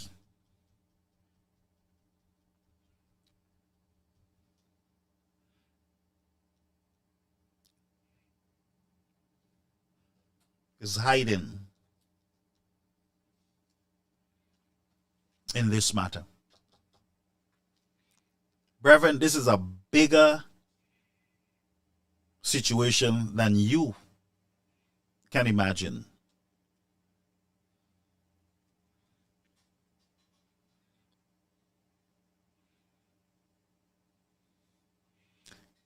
But politics have strange bedfellows, and based on who your enemy is, you can actually join with the enemy of your enemy to destroy your mutual enemy.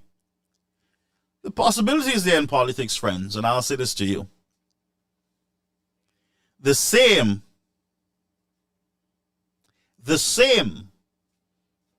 individuals that would have tried to destroy you, the possibility is there that you could be sitting in the same seats or drinking from the same bottle of wine with those who paid. Possibility is always there, folks. Who delivered that $1,000 that fateful day? But who had delivered the other monies?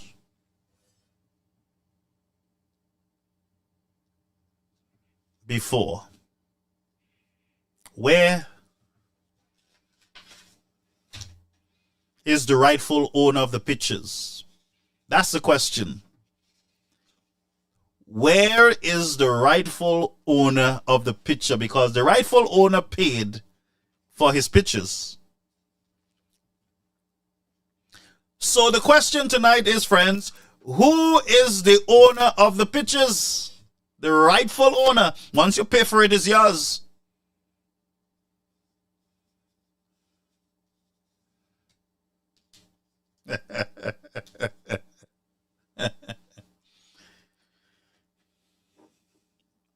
Drink something on this. Who is the rightful owner of the pictures, folks? There is a rightful owner of the picture. Once we get to the rightful owner of the picture, then we would be able to sleep good. Everybody would have gotten justice. But somebody have not gotten justice as yet, because somebody bought the pictures. I know what you're going to say. It's not illegal to buy naked pictures of a man, another man buy a naked picture of another man. Nothing wrong with that.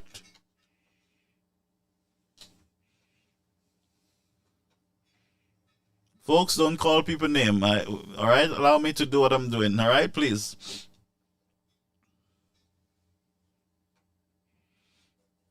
I'm asking questions, folks, because I genuinely want to know. Because I do not think it is fair, and I'll say it again, for these young girls to be the ones to take the squeeze, and you have others who get away scot-free. Now, I'm sure you're hearing those communications coming in. I ain't saying nothing. All right?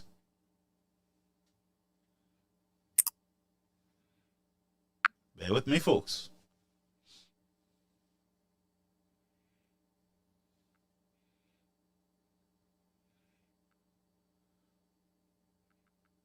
Oops.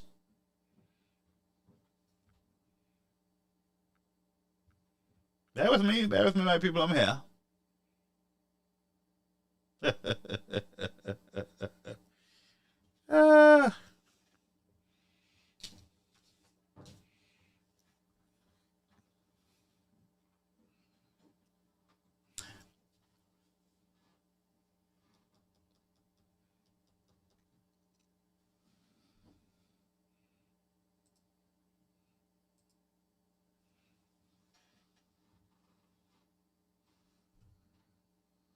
on in the world we live in today.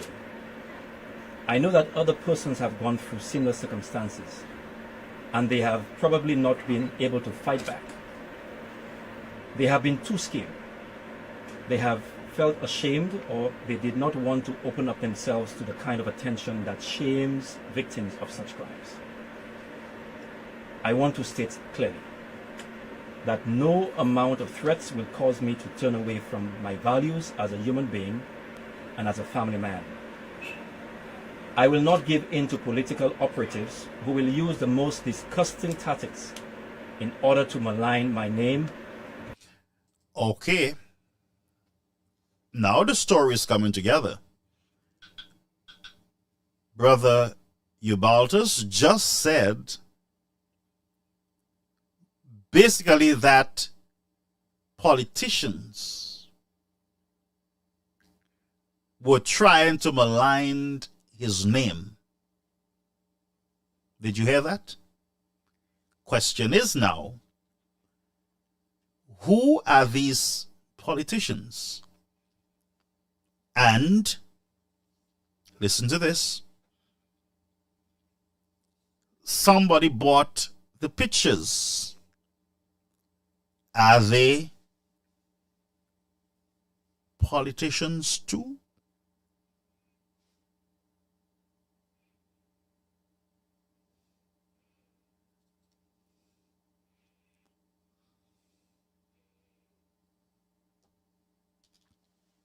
Let's go back slowly. Listen.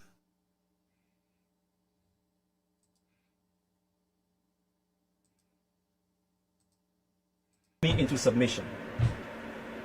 I will trust the court system and in the Almighty God until such time as this matter is resolved through our justice system. I will make no further statements on the case until such time as this matter is resolved. The most disgusting tactics in order to from my values as a human being aims victims of such crimes. I want to state clearly that no amount of threats will cause me to turn away from my values as a human being and as a family man. I will not give in to...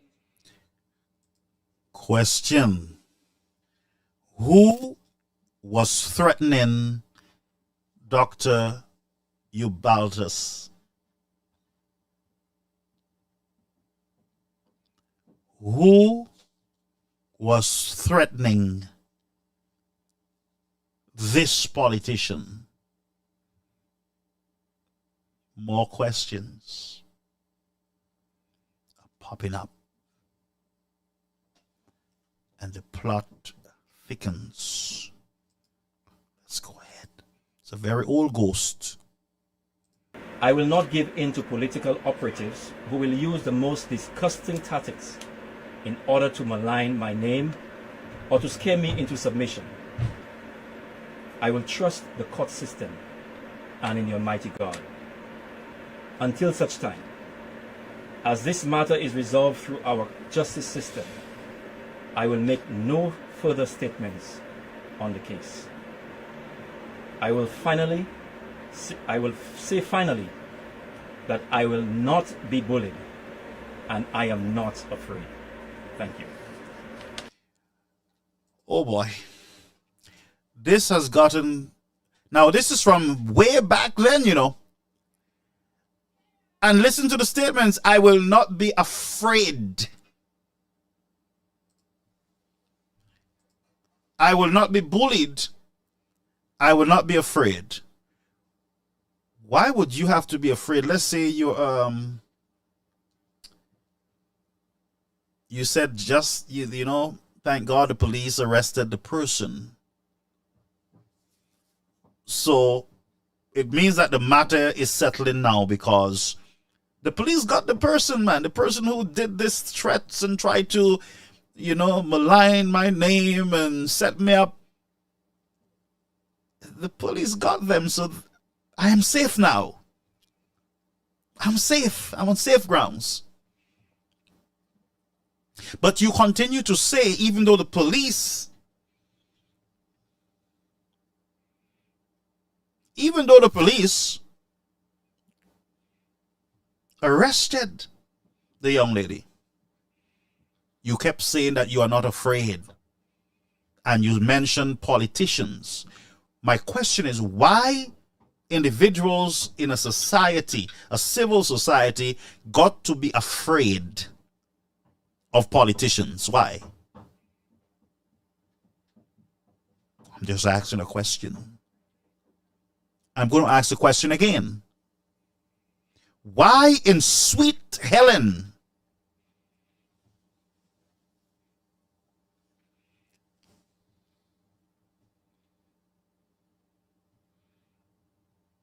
that you got to make those statements that you are not afraid and will not be bullied, basically? A young girl would do you harm and all those kind of things? Who are these politicians? Did we find out who they are?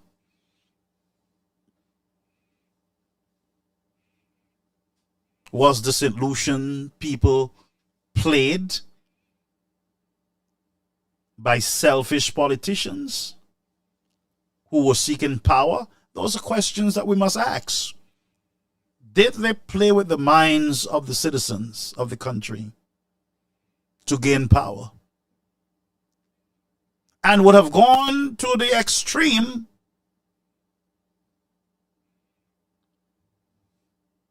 to pull any politician down.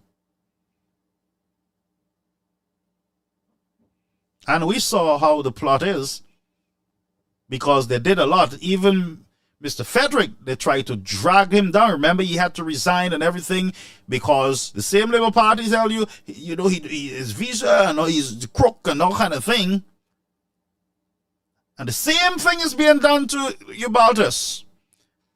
Almost the same thing done to King. Surprisingly, friends, all of those same people are in that party today.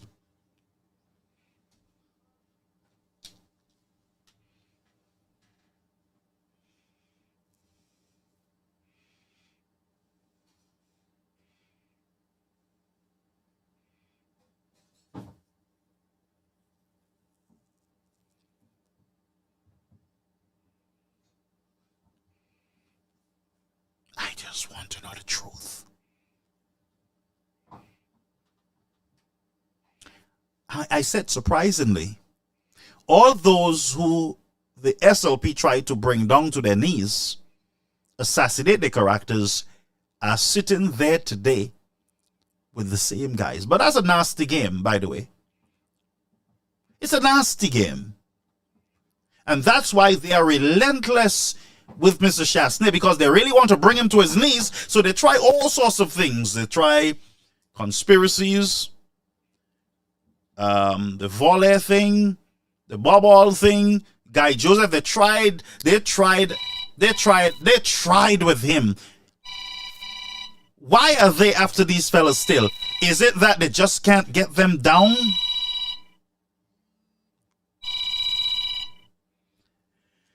Caribbean American News Media Platform, calling you on the air. Hey, Brother Garfield. Good evening. Good evening, my caller. How are you? I'm good. Interesting tonight with this story of Uvalde. I just have a question, Brother Garfield. Talk to me. Did somebody say Philip J. Pierre is using, because I heard it, Philip J. Pierre, she said, is using, what's his name, Joachim, to do the dirty work. I think I heard that statement loud and clear. I think that's what I heard. I'm not sure if I hear Philip J. That's what Philip J. Pierre. Yes, the J is there because I heard it. I gotta listen back. I've got to listen over. So this is the now Prime Minister. I'm asking questions. Is this the now Prime Minister who used, according to the statement made, who used Joachim to buy the photos, to the nude pictures, to messed up, what's his name? Ubaldo? Raymond? No, I'm not excusing Ubaldo. He's a grown man. Mm-hmm. And I don't know the full story, or what I've heard, and what I've seen. Yeah. But he's a grown man, and there's no excuse for what, if he got himself involved in this, there's no excuse for it. And I know people have their moments of weakness and whatever, but my friend, when you're in a certain position, especially in the society we live in, you should expect all of these things to come at you. So you should be very aware. So I'm not God, so once a man asks God for forgiveness and That's right. he's made things right with his family, That's right. that is entirely up to him. I'm not the judge. I'm not judging him. That's right. But the fact remains that I have just heard Philip J. Pierre is using Joachim to do the dirty work. Well, that was 2017. I don't care if that was 1901. Well, I know you don't care. That's why I'm reminding our audience that it is 2017. So just for the bottom line is, was Philip J. Pierre, who's our now Prime Minister, involved in this? Because that's what I heard on the tape. Well, it's one word against the other, and those are the questions. We do with him? Those are the questions that we need answers for. I mean, these guys will have to put out a statement to distance themselves from such a statement. Until then, we will continue to ask the questions.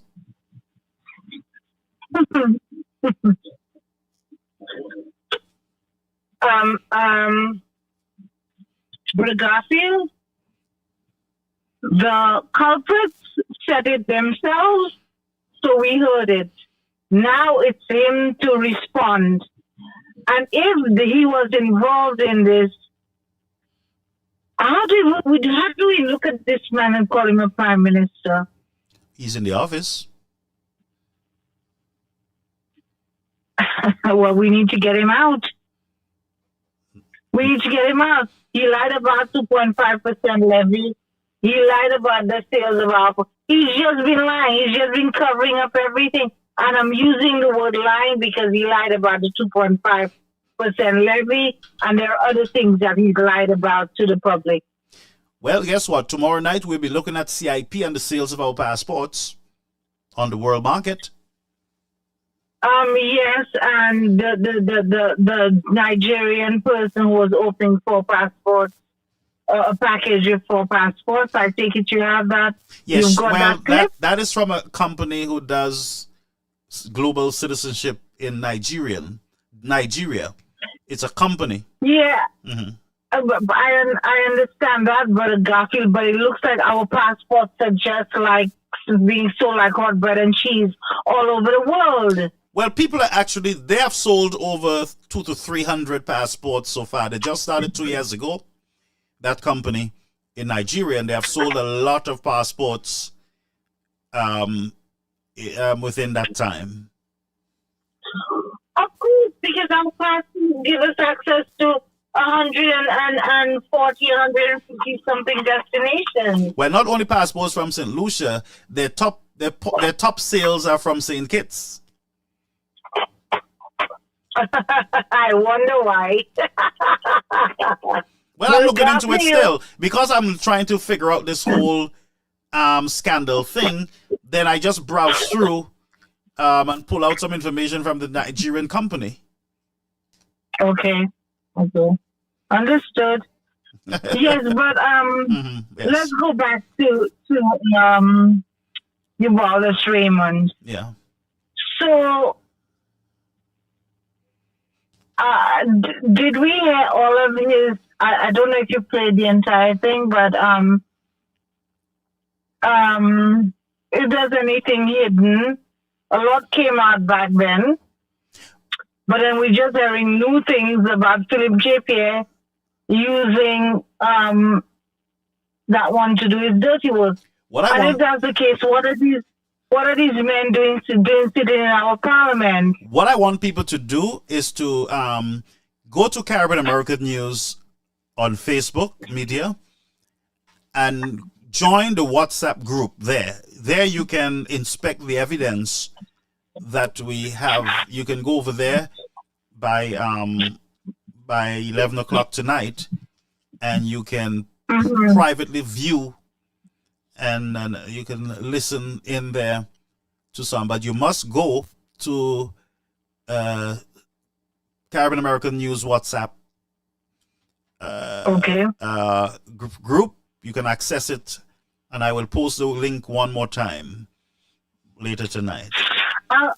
I'll do so. Let me leave the line open for somebody else. But that was my question. I want to know if Philip J. Pierre was actually involved in this, as the young lady is stating in that conversation. Thank you, and have a good night. No problem. No problem. But we clearly saw where the young ladies said that, look, Richard don't know about the money. Don't tell him. Keep it from him. So I know there are a lot of people who would want to tie it around him right now, but they distance him at that point from this matter. But the bigger question is, was there a deeper plot to destroy this politician? Because let's just go back a little bit. Let's say the politician did, and based on what we're seeing, that there was private parts being shown on a screen where it was screenshotted, and that's how you get the picture. But like the doctor said, he'd never send the pictures to anyone, and based on the evidence, he's right. All right, but there are pictures. You understand the technology, so I can go live on WhatsApp video or Instagram, whatever it is, private chats you guys have, and I can have a camera on me chatting with you, and you can screenshot me. I didn't send any picture. I didn't. So that's what I'm saying, friends. Understand the technicality here. And for me, I will tell you the truth. I believe the brother Ed, the young ladies, they aired too. They got a little too hasty and greedy. From $700 to I got a buyer for the pictures. That's what I'm saying. Caribbean American News Media Platform, calling you on the air. For me, I will tell you the truth. That holy ball situation there. One have to really look at this thing objectively. Yeah. Not that you support a certain party. True. Or you support a certain individual. That's right. Or individual. True. One thing I would say here, I don't know if you catch the voice. No. Oliver. This is African. Who? African. Wait, I can't hear. Hold on a minute. Let me just get the... Repeat? Yeah, this is African. Oh, yes, my friend. Yes. My friend, my balanced friend, my Republican friend. Go ahead. You're, by the way, you're a balanced voice for me, all right? Balanced voice. Yeah, you're a senator. Like yeah. Yeah. So I was saying about the Ubaldo case. I happen to know the individual very well. Yeah, he's a nice fella. He's a good guy. I mean, he's not a bad individual. No. I mean, he's, I don't wanna go into just a bad moment. Just a bad moment. Bad moment. Yeah. Yeah, but my personal take on this thing, having watched the video, I am disappointed on a number of fronts because if you listen to the tape, Yeah. the exchange between the two girls. Mm-hmm. Now, clearly, this was a private conversation that they were having, Yeah. and what I gathered from that, because at some point she did mention that, my sugar daddy, if he doesn't want to $60 for my nails, Yeah. why would you think you'd want to give me $700? That's right. So there clearly was that relationship with me and that girl. Yeah. Yep. Whatever it is, we don't know We don't know what the relationship the nature was. of it, yes, but something was there. Yeah, but there was a prior relationship to that whole thing, getting to the point where it got. You know why? in the Because end. no woman is going to call me and tell me, I want $700 to go over to Canada. Right. First of all, I'm going to ask you, who are you? That's right. Well, I hope so. I don't owe you. I would hope so. Ma ashte patat. Yeah, Well, go ahead. that's right. Now, Yubalis said in his interview in the preamble that there were players.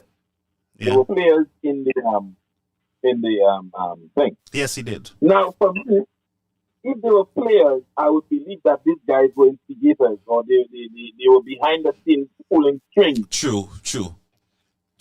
That is not the case. When I listen to the Yes. to the video, Yeah. what I got is these girls had that picture. Yeah. After probably trying to maybe say to him, hey, I won the $700, and if you don't forget we have pictures, because I think they did. When they realized they probably getting nowhere with him, Yeah. they figure, and because he did say that when they had certain conversations, it took a turn. Yeah. I don't know if you watched Yes, I did. I did. I did see that, So yes. he didn't like the way the conversation turned, so he blocked her. Yeah. So which means he blocked her at the point when she was probably trying to negotiate with him. And he felt in his mind, he's not negotiating with nobody. True. Because, brother, it also sound, right? Hold that point. It also sound like they got legal advice, but did not want the legal advisor to know that they were doing something illegal. That's right. Yeah. Maybe that's true. Yeah. So that's where I think Frederick came into play. That's right. Because they were trying how they could maneuver this whole thing with the picture and everything else. Mm-hmm. And they wanted people to advise them or be the middleman between Yubalis and them. That's which right. Which Richard did. If you go back, Mm-hmm. Richard himself said on his show he was trying to call Yubalis. Yeah. I remember that years ago, around that same time. Yeah, I think I heard something like that too. Yeah. We tried to get that clip, but we couldn't. Yes, but that is in fact true. Mm-hmm. I remember that he was trying to get Yubalis and sending messages out to get Yubalis, and Yubalis refused to answer the phone or even talk to him. Mm. But he said in the interview that he never spoke to Yubalis, which is true. He never spoke to Richard because he didn't want to speak to Richard. Not that the opportunity was not there for him to speak. Yes, but I suspect, knowing this, he didn't want to speak to Richard because he knew what Richard was coming and talk about. Yeah.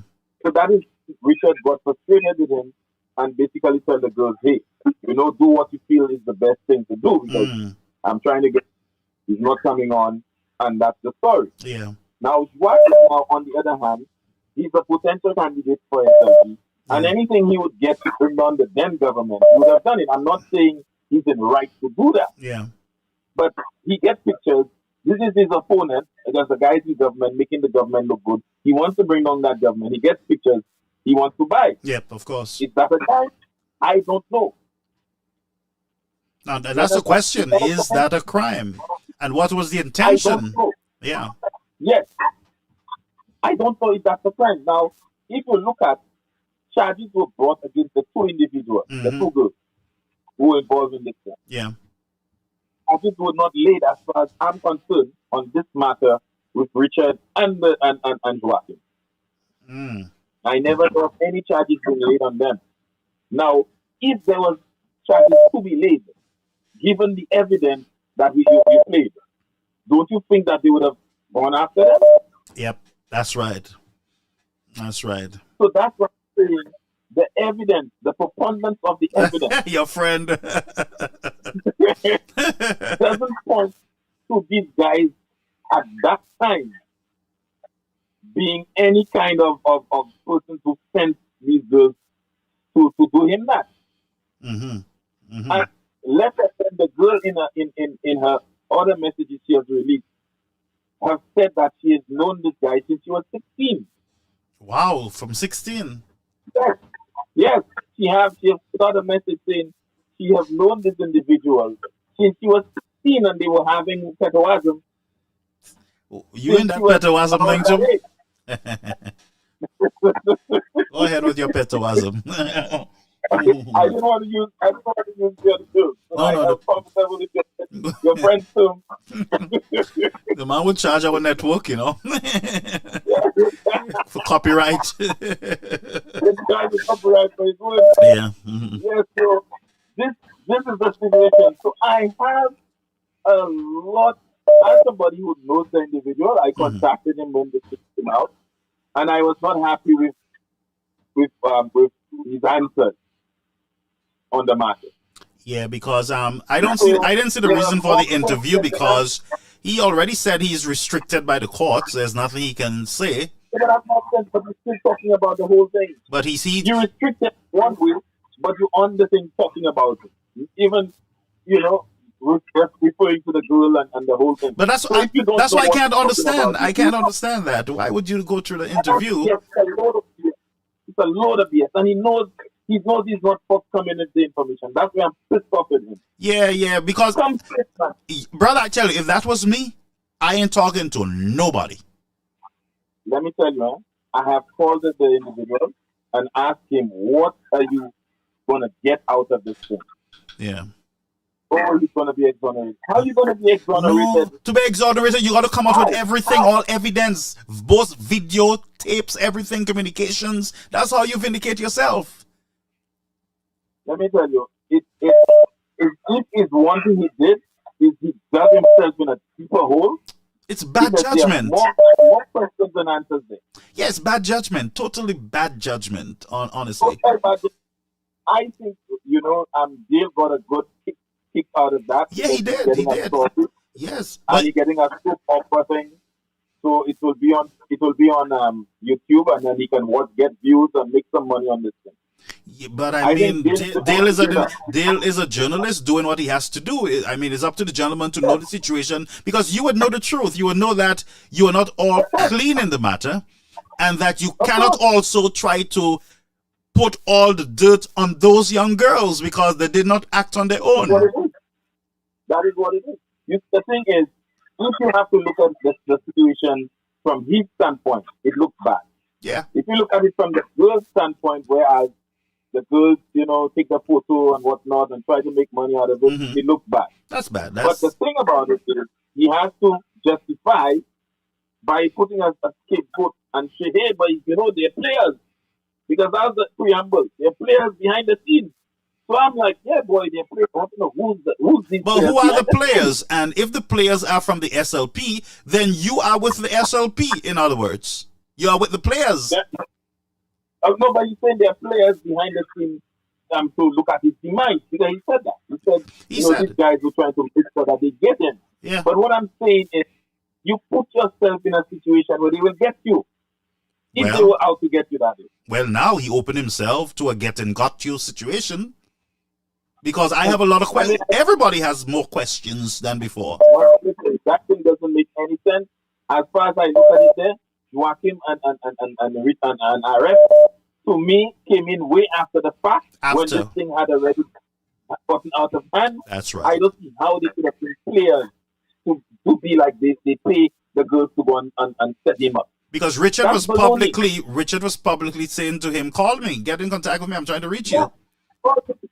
Call me, let me see if I can, Yeah, he was trying to mediate. Yeah. Maybe he did. This thing would probably not get out of hand because he had to go there saying, okay, you have to do that, you could be arrested for that, and maybe that would have... But I do not think that Richard is aware that Joachim, maybe at some point he did, but based on what they're saying, it seems like he had no idea that these girls were selling to Joachim Henry? That's right. I don't think Bishop Point knew that the pictures were probably had been sold already to Joachim. I don't think so at that point. He, as he said, he might have found out later when the whole thing, turned a certain way. But he thought he was just dealing with these two girls who had an issue with Bob and their pictures, and they were wondering how they can get something out of that based on the situation they had with him. So, that thing makes I keep wondering to myself who advised him to do that. And who also advised him side, clearly not a friend. I don't know what that person is. Brother, honestly, I believe that there is something bigger than what is happening here. Because no matter how I look at it, the man is educated. He might have gotten legal advice. Some things, and that's what I said earlier. I believe somebody is dropping crumbs so that individuals can follow and get to the culprit. Because something is wrong. I am telling you, this guy is too intelligent. This guy, I like his policies. I like Reynolds. I like Dr. Ubaltis. I just like the guy. You understand what I'm saying? And I am not even concerned right now about his weak point where he failed, where he fell. And by the way, that's not only the only time we heard of the Trinidad situation with the same matter, same money. So it seems like there's a weakness there that need to be prayed for.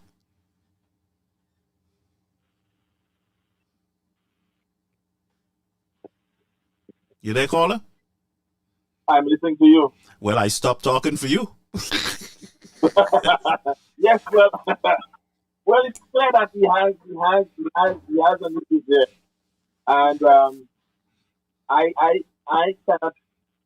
cannot basically. What would I say on that? I mean, it's a situation where this guy has to look at himself in the mirror. The man in the mirror has to answer all these questions and ask himself, what is there that I need to do differently? True, and I don't think they wanted that thing to go to court. Brother, I don't think they wanted that to go to court, period.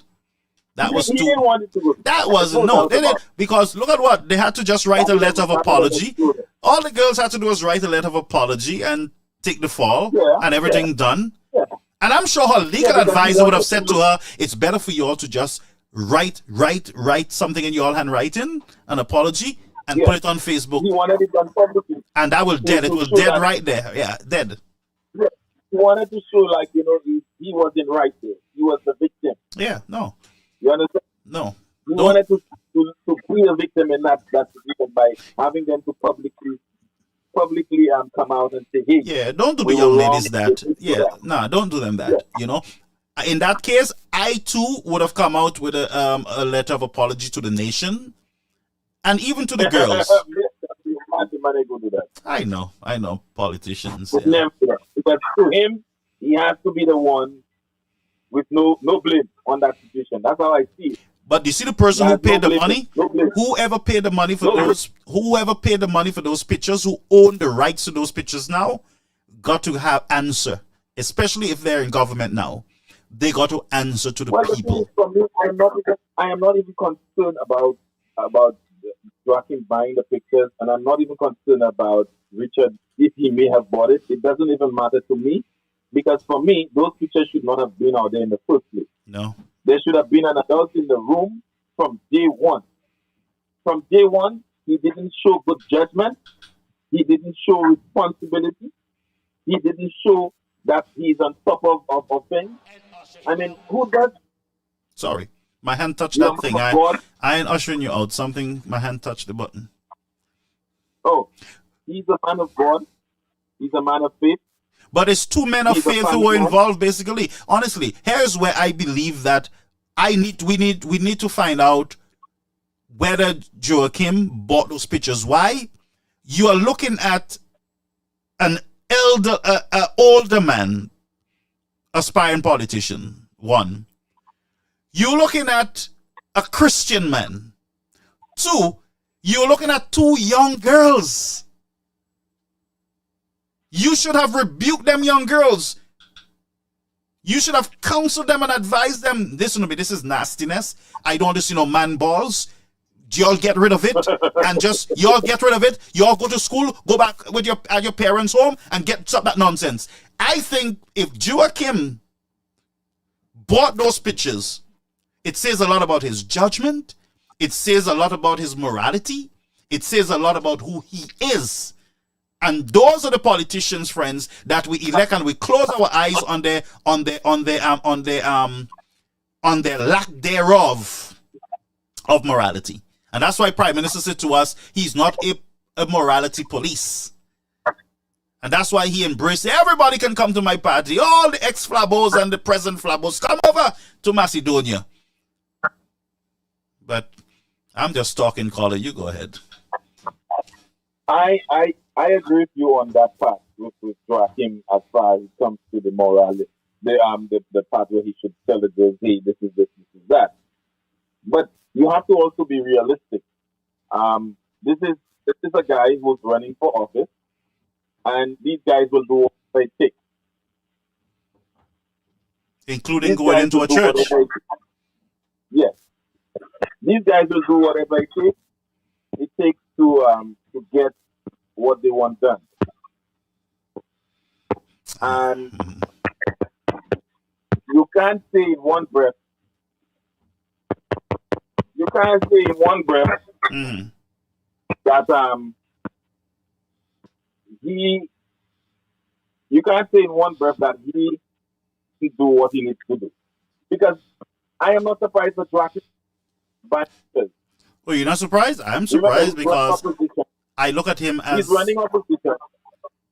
But not because you're running a position, you have to be nasty. If I'm running for a position in for the seat of Denver, you think I want anybody to send girl to come and tell me there are pictures of Mr. Prosper Balls or whoever it is, and I should expose it here? No, I said no. Get me behind this Satan, man.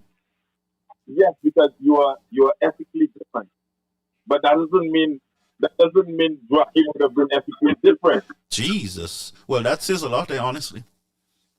that doesn't mean Joachim would be ethically different. So we have to go by what is there. The only reason Joachim and Harris got is because what they did was not criminally wrong. You think so? If it was criminally wrong, I'm sure they would have brought to the court and dealt with. But it means that he was caught. If they got arrested because they were trying to drain money out of this guy, or what do you call it? Extort money from him, and these other names are involved, they are part of the plot, really. You see, that is where the thing is. Your phone is acting up. No, I'm actually responding to this video, but that's one of the shows. It's okay. Yeah, but what I'm saying is, at the end of the day, if guys were culpable in the sense that they did something wrong by buying pictures or trying to facilitate an amicable solution to the situation that was brought about the yeah. There was no wrongdoing criminally. But what the girls did was criminally wrong because they used pictures to export him from whatever money they were asked. That is wrong. And but maybe if those young ladies had said to the police that they sold the pictures to this guy, then it would have taken a different turn. Huh? Well, maybe if you look at it from that standpoint,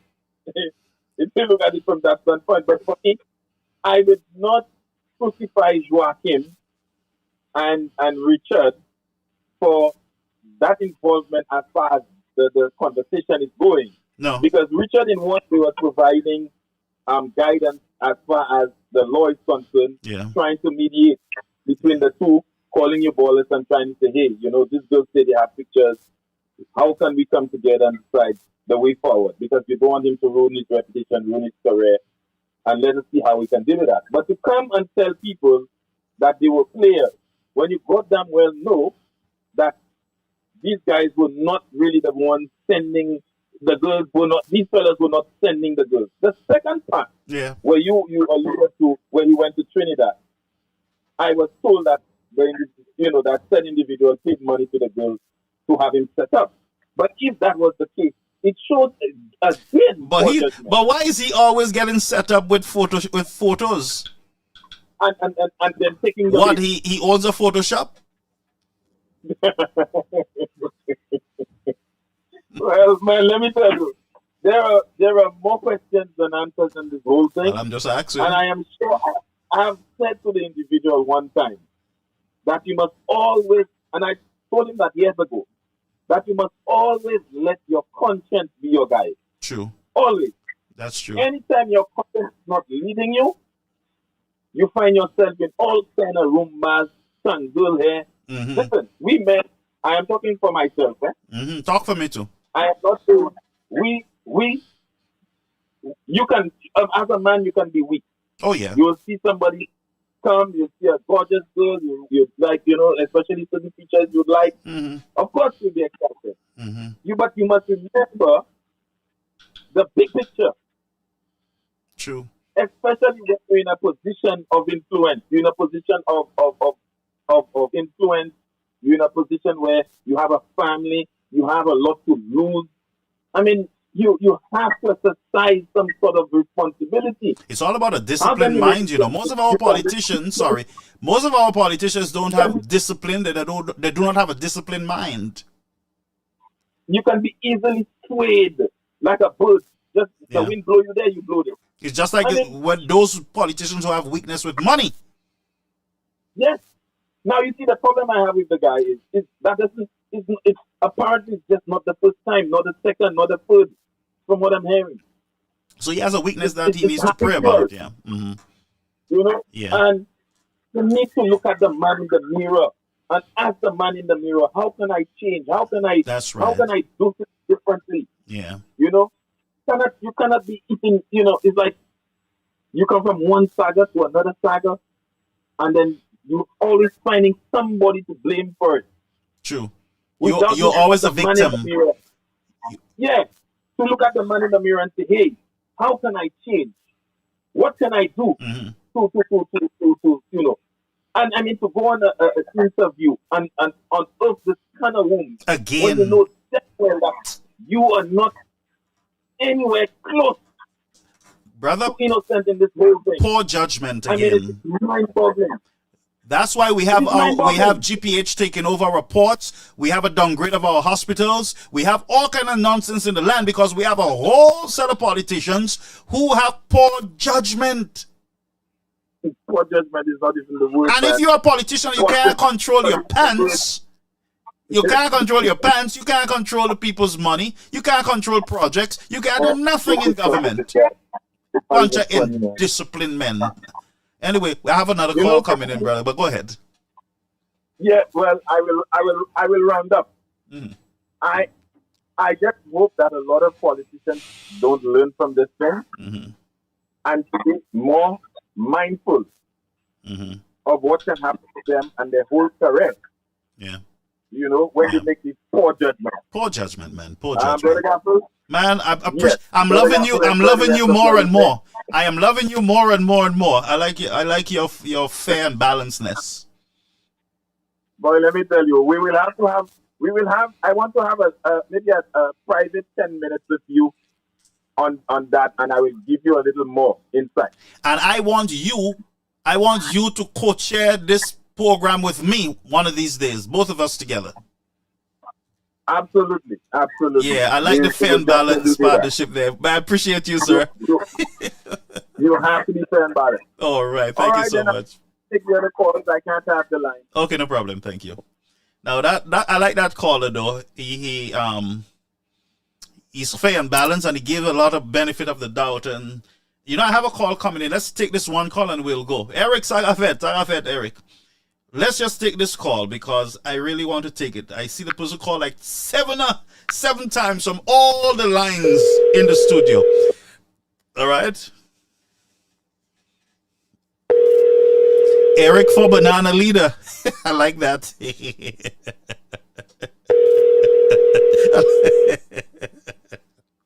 Ay.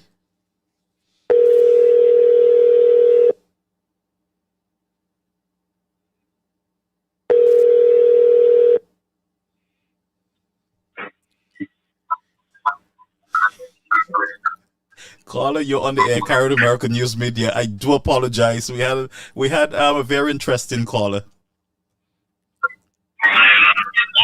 Good evening. Good evening. I do apologize, my friend. Honestly, I saw all your calls from both lines. But go ahead. I'm glad I got you.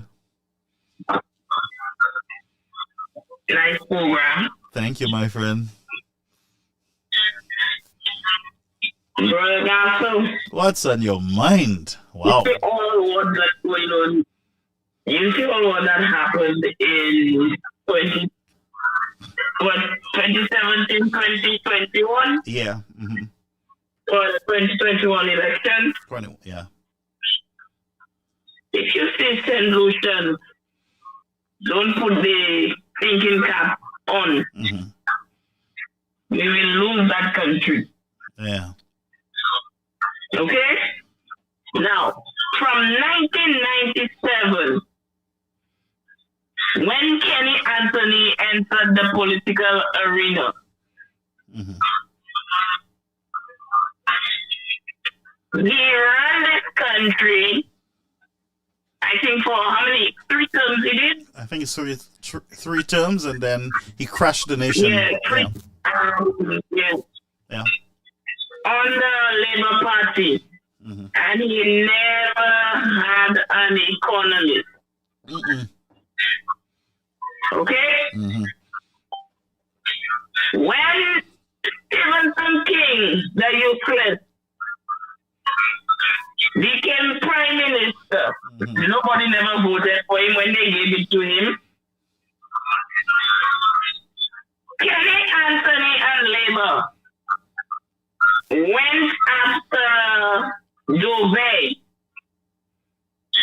which was Stevenson King's economist. Because the Labour Party under Kenny Anthony never want to see an economist in the eyes. Reason for that, they don't want to see our economy grow. They want to leave St. Lucia in poverty. Because an economist, when you have an economist by your side as a leader, you can't go wrong. True. Your economy will not fall. It will prosper. But the ideology of Kenny Anthony and Labour from 1997 is work without an economist. And so I said to St. Lucian, connect the dots. Kenny Anthony went after Ira. Is it Ira Dovey? The son, actually, not the father, the son. Dovey Jr. And they said that this gentleman bought a jeep for his father while in office. And they went after the man vigorously, whereas Stevenson King had to get rid of that guy. Okay? Then we come to New Bernard Raymond, a Labour guy, on an SLP platform. Right? Yeah. After he lost the election, the seat actually against Stevenson King in the north. Yeah. Kenny Anthony didn't want to see him. Right. Because Kenny would never give him the job as an economist in his SLP party. So this guy got a job overseas in some of the other Caribbean islands as a chief economist So he came back when he saw the Stephen Luther was under Kenny Anthony. He came back and he ran the politics on a UWP ticket with Alan Tashley. And when Mr. Tashley and UWP won that election, Mr. Tashley appointed Eubulus Raymond as his chief economist. Okay? Right-hand man to Tashley. If the Luther don't understand what is happening in their politics, they need to wake up. Yep. Okay? And the country was doing very well. With Alan Tashley as Prime Minister and Eubulus Raymond as the chief economist. And we all saw that. The attack came again like never slept. They never slept.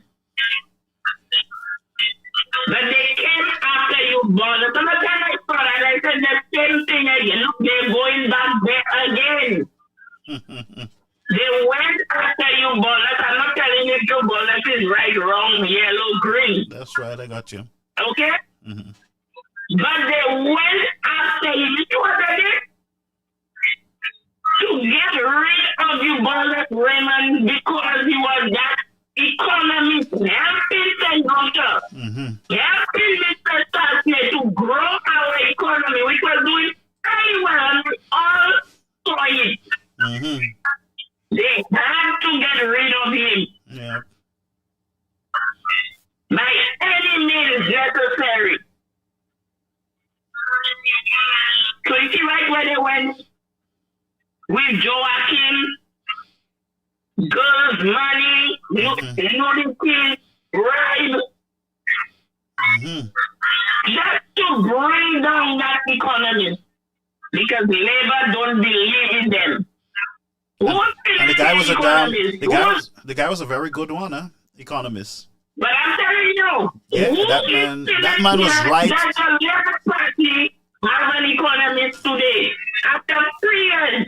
Dr. Raymond is the right man for the country when it comes to the economy. Still, I am asking you a question. Talk to me. Is there an economist under the SLP administration sitting next to Philip Pierre? I don't think so. I'm not aware.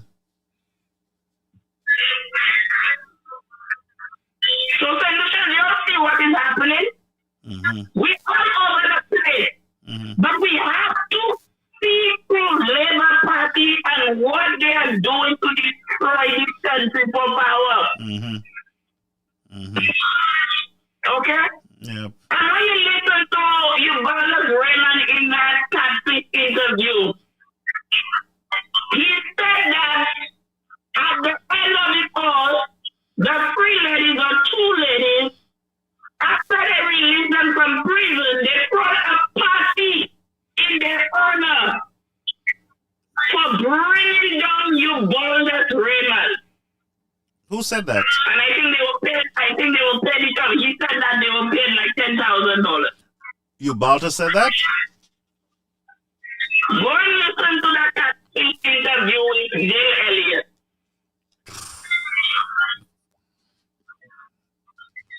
Okay? We just got to keep following the crumbs. And that is it. I can look at the playing a blind eye to these things.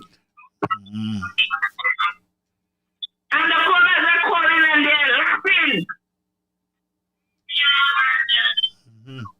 So you see how far these people will go just for power. They don't care what the country thinks. No, I That mean, has nothing to do with them. this is The country, that's why Philip Pierre came there in less than 3 years. They handed Philip Pierre a country with the growth of almost 12% economic growth. The battle was passed on to you, and in less than 3 years, you brought it down to 2.2%. You think if you had an economist there, that's how the place would have been? True. You think if Philip Pierre had an economist next to him, when he imposed that 2.5% levy on our backs again, you think Philip Pierre would be able to tell the Chamber of Commerce when they told him we are not ready for that? That would have been implemented if he had a chief economist next to him? But caller, while you're asking those questions, right, what just came to my mind as you're speaking, and this is divine intervention, I am sure, this whole interview with Dale and what we're doing here, because one thing I discovered is that they went after Guy and Chasney really bad, and because they couldn't get them to their knees, they kept going on and on and on and on with corruption and white, and they got so frustrated with themselves that they could not have gotten a real scandal to sink them. And I'm just realizing what these guys do as a party. I'm just realizing. That is what they do. And so you can think it's a joke thing that is there. It's not. This is serious It's stuff. not. And these people are playing with the life of our citizens. 180,000 or maybe now it's less. It's less. Probably now 160,000 persons. These people are playing a dirty game with our people, and it's time for them to open their eyes. Because that's what they do. They stain you up bad. Look at what they try to do to me, and they know nothing about me.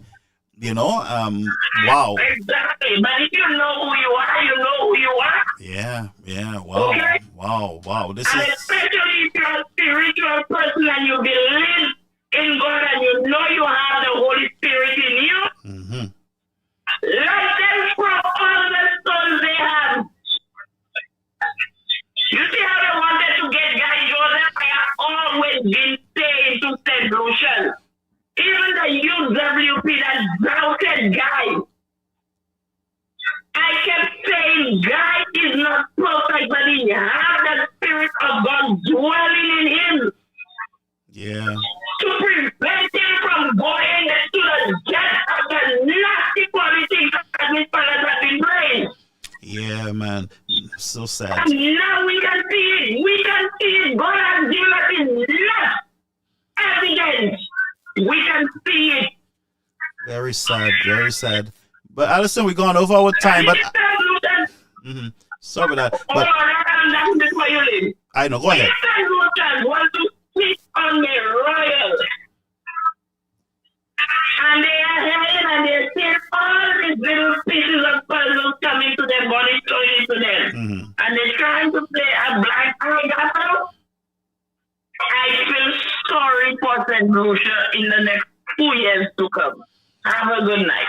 Yes, thank you so much, my friend. That's a beautiful call there. We've had some beautiful calls tonight. Folks, this is the end of our show. There's a lot more that we got to continue with. But I want to say something, friends. I would like to see the Dr. Ubaltus. He's a St. Lucian. He's one who the man is a good economist guy. And I would think that with somebody like that, you want to see them restore.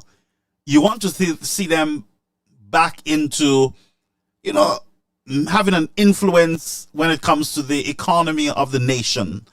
I do not think that he should be cast aside because of a weakness or because of a situation that he got himself into. And I also don't believe that the young girls who got caught up in this, I don't think that we should just push our nose up at them and treat them like they're the scum of the earth. That some of us do worse things than this situation. Some of us being really nasty, though.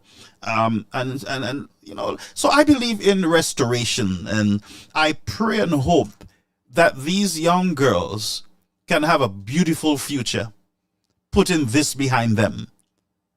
And I hope that Doctor, that he can be of good use to the country. But the politicians, friends, who have not been fingered, have not been dealt with in this matter, I think their sins are ever before them. And they got to make it right. They got to come forward. They got to speak the truth on the matter. They got to settle it too. The girl Spade, Dr. Ubaldo Spade, I think all the others need to stand their judgment also. Don't put it on the girl's neck. Don't put it on their backs. Young people make a lot of foolish mistakes. All of us have made foolish mistakes when we're young. The evidence is before us, some of us. Whether it's a child, or there's a bus head, this, no teeth and no eye. The evidence are there for all our foolishness. So I would ask for restoration on behalf of Dr. Ubaltus and these girls, that we treat them like human beings and give them the respect and the love so that they can achieve great things in their life. It's not the end for Dr. Ubaltus. It's not the end, whether he's in SLP or UWP or independent or no party. He's a solution, and he can contribute to the nation. We need all hands on deck. With the girls, as I said, they too can be part of the bunyo, the development of the country. And we should do all in our power to protect them and to help them to grow and be better. I'm sure they have learned from this era, and I'm sure that they make better judgment as they move forward. All right? But to the politicians who are fingered and have not been dealt with, you must be dealt with too. And like we say to the doctor and the girls, we will look forward to you being restored also in our nation. All right? Remember, sons and daughters of St. Lucia. Let's go to our clip for the night, folks. Let's go for our clip for the night. Don't forget, let me introduce you, friends, to the Labour Party queen for the 23rd for their Progress March. They put out their official poster boy for the program. Official Flabo UW SLP queen, putting you first. Here we go.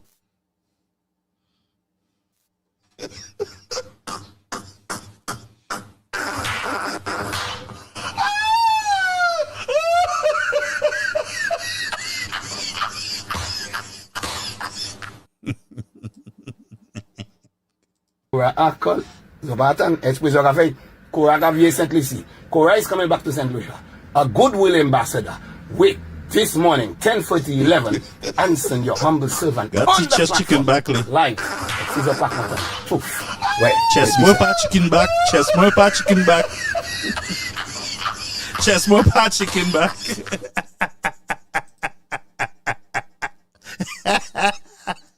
The Queen of Labour. Labour Party, the Queen of Labour. I would like to see you come back to St. Lucia again. I like the promotion you did for St. Lucia. Cora, you are very special. You are meant for what it is that you're doing. And some blow gasket. I've been following you for a while. That's the chicken back, me. And let me say to you, Cora, one pack with the man move from 2 pack to 1. You are God's child. I saw your father anointing you. Cora, you are just that damn good. So I cannot sing. But this is an advertisement because I will be addressing the situation sometime around 10:30, 11 o'clock today. So hear what I say to you. I want to see Cora again. I want to see Cora again. I want to see Cora again. Come back to St. Lucia. I want to see some more of you. Cora, I'm calling you. Come back to St. Lucia. I say, Cora, you must. The Queen of Labour. I want to see some more of you. Cora, please come back again. Why? Come back to St. Lucia. You will be very well for us. And now I applaud you, Cora. I want to see you. Come back to St. Lucia. The people love you there. Come back to St. Lucia, Cora. I'm calling you. Today, 10:30, I will deal with this current situation. My people, I'm leaving college on the platform. Your humble servant in the person of Anson Maxwell. You come back to St. Lucia, Cora. I'm calling you. I say, come back to St. Lucia. Cora, I'm calling you. Come back to St. Lucia, Cora. Mon passe après Major Betty ça. Back to St. Lucia. A goodwill ambassador. Wait, this morning. You see the SLP ambassador? This is the SLP ambassador for Brooklyn North.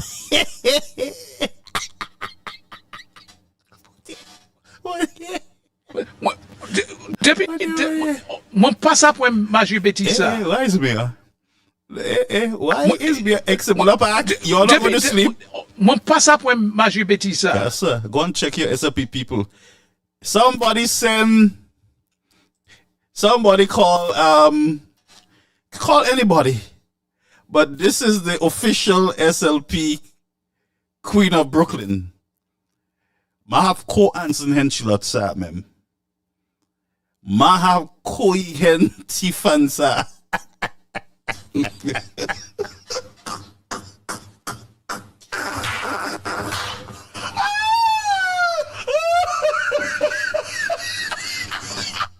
Shasne fe as blow his casket, you know.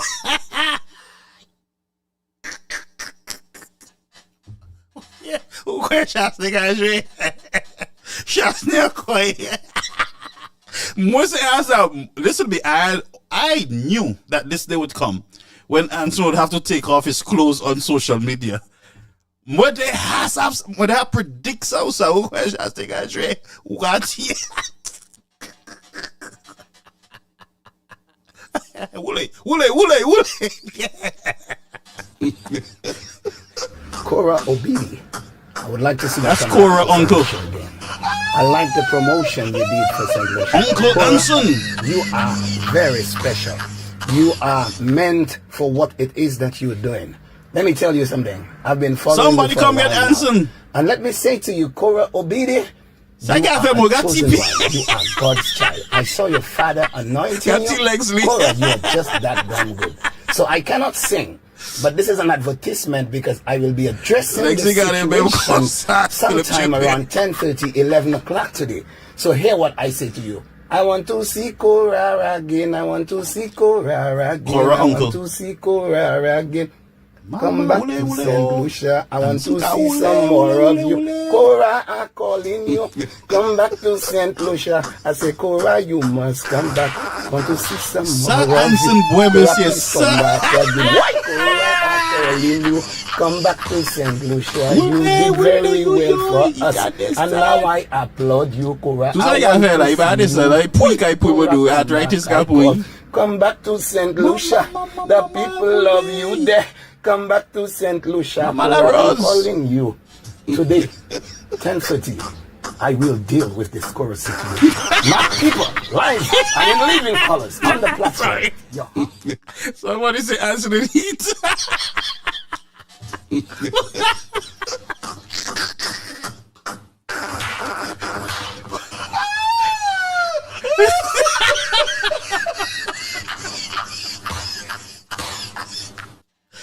So one of the viewers said answer it. Cora, come get your uncle.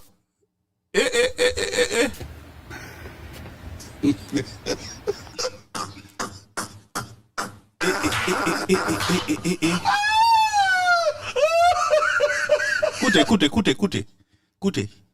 Swing call Anson. Look, I could do guys. Cora, you are very special. You are meant for what it is that you're doing. Let me tell you something. I've been following you for a while now. And let me say to you, Cora, you are a chosen one. You are God's child. I saw your father anointing you. Cora, you are just that damn good. So I cannot sing. But this is an advertisement because I will be addressing this situation sometime around 10:30, 11 o'clock today. Anyway, so hear what I say to you. I want to see Cora again. I want to see Cora again. Hold, wait. That's what labor does, you know. When they come into power, you have to tie your waist. When you put my way, and so not the thing, man. Wule answer. Mama. That's it.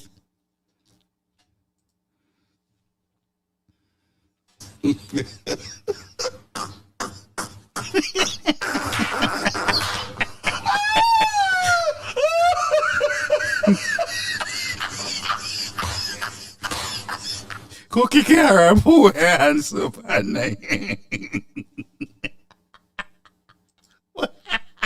People love you there. Come back to St. Lucia, Cora. I'm calling you today, 10:30. I will deal with this Cora situation. My people, live and in living colors on the platform. Look like he wrote the humble servant in the person of Anson Maxwell. Somebody need to give Anson an injection. Come back to St. Lucia, Cora. I'm calling you. I say, come back to St. Lucia. Cora, I'm calling you. Come back to St. Lucia, Cora. Tiffany, Cora is coming back to St. Lucia. A goodwill ambassador. Uncle This morning, 10:40, 11. Anson, your humble servant. SLP sent a little fan for him. Live. Excuse your pack one time. Tough. Anson is a toughy. Man, excuse me.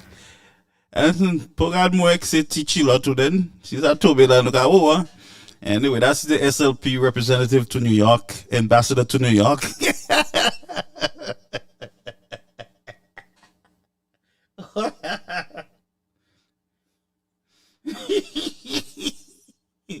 Good night, folks. Have a beautiful rest of your night. I'm signing out of this thing. I can't take it no more. Lord, me can't take it no more.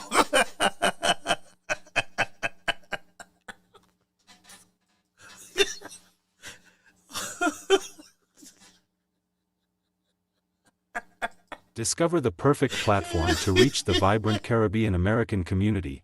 Advertise with Caribbean American News Media.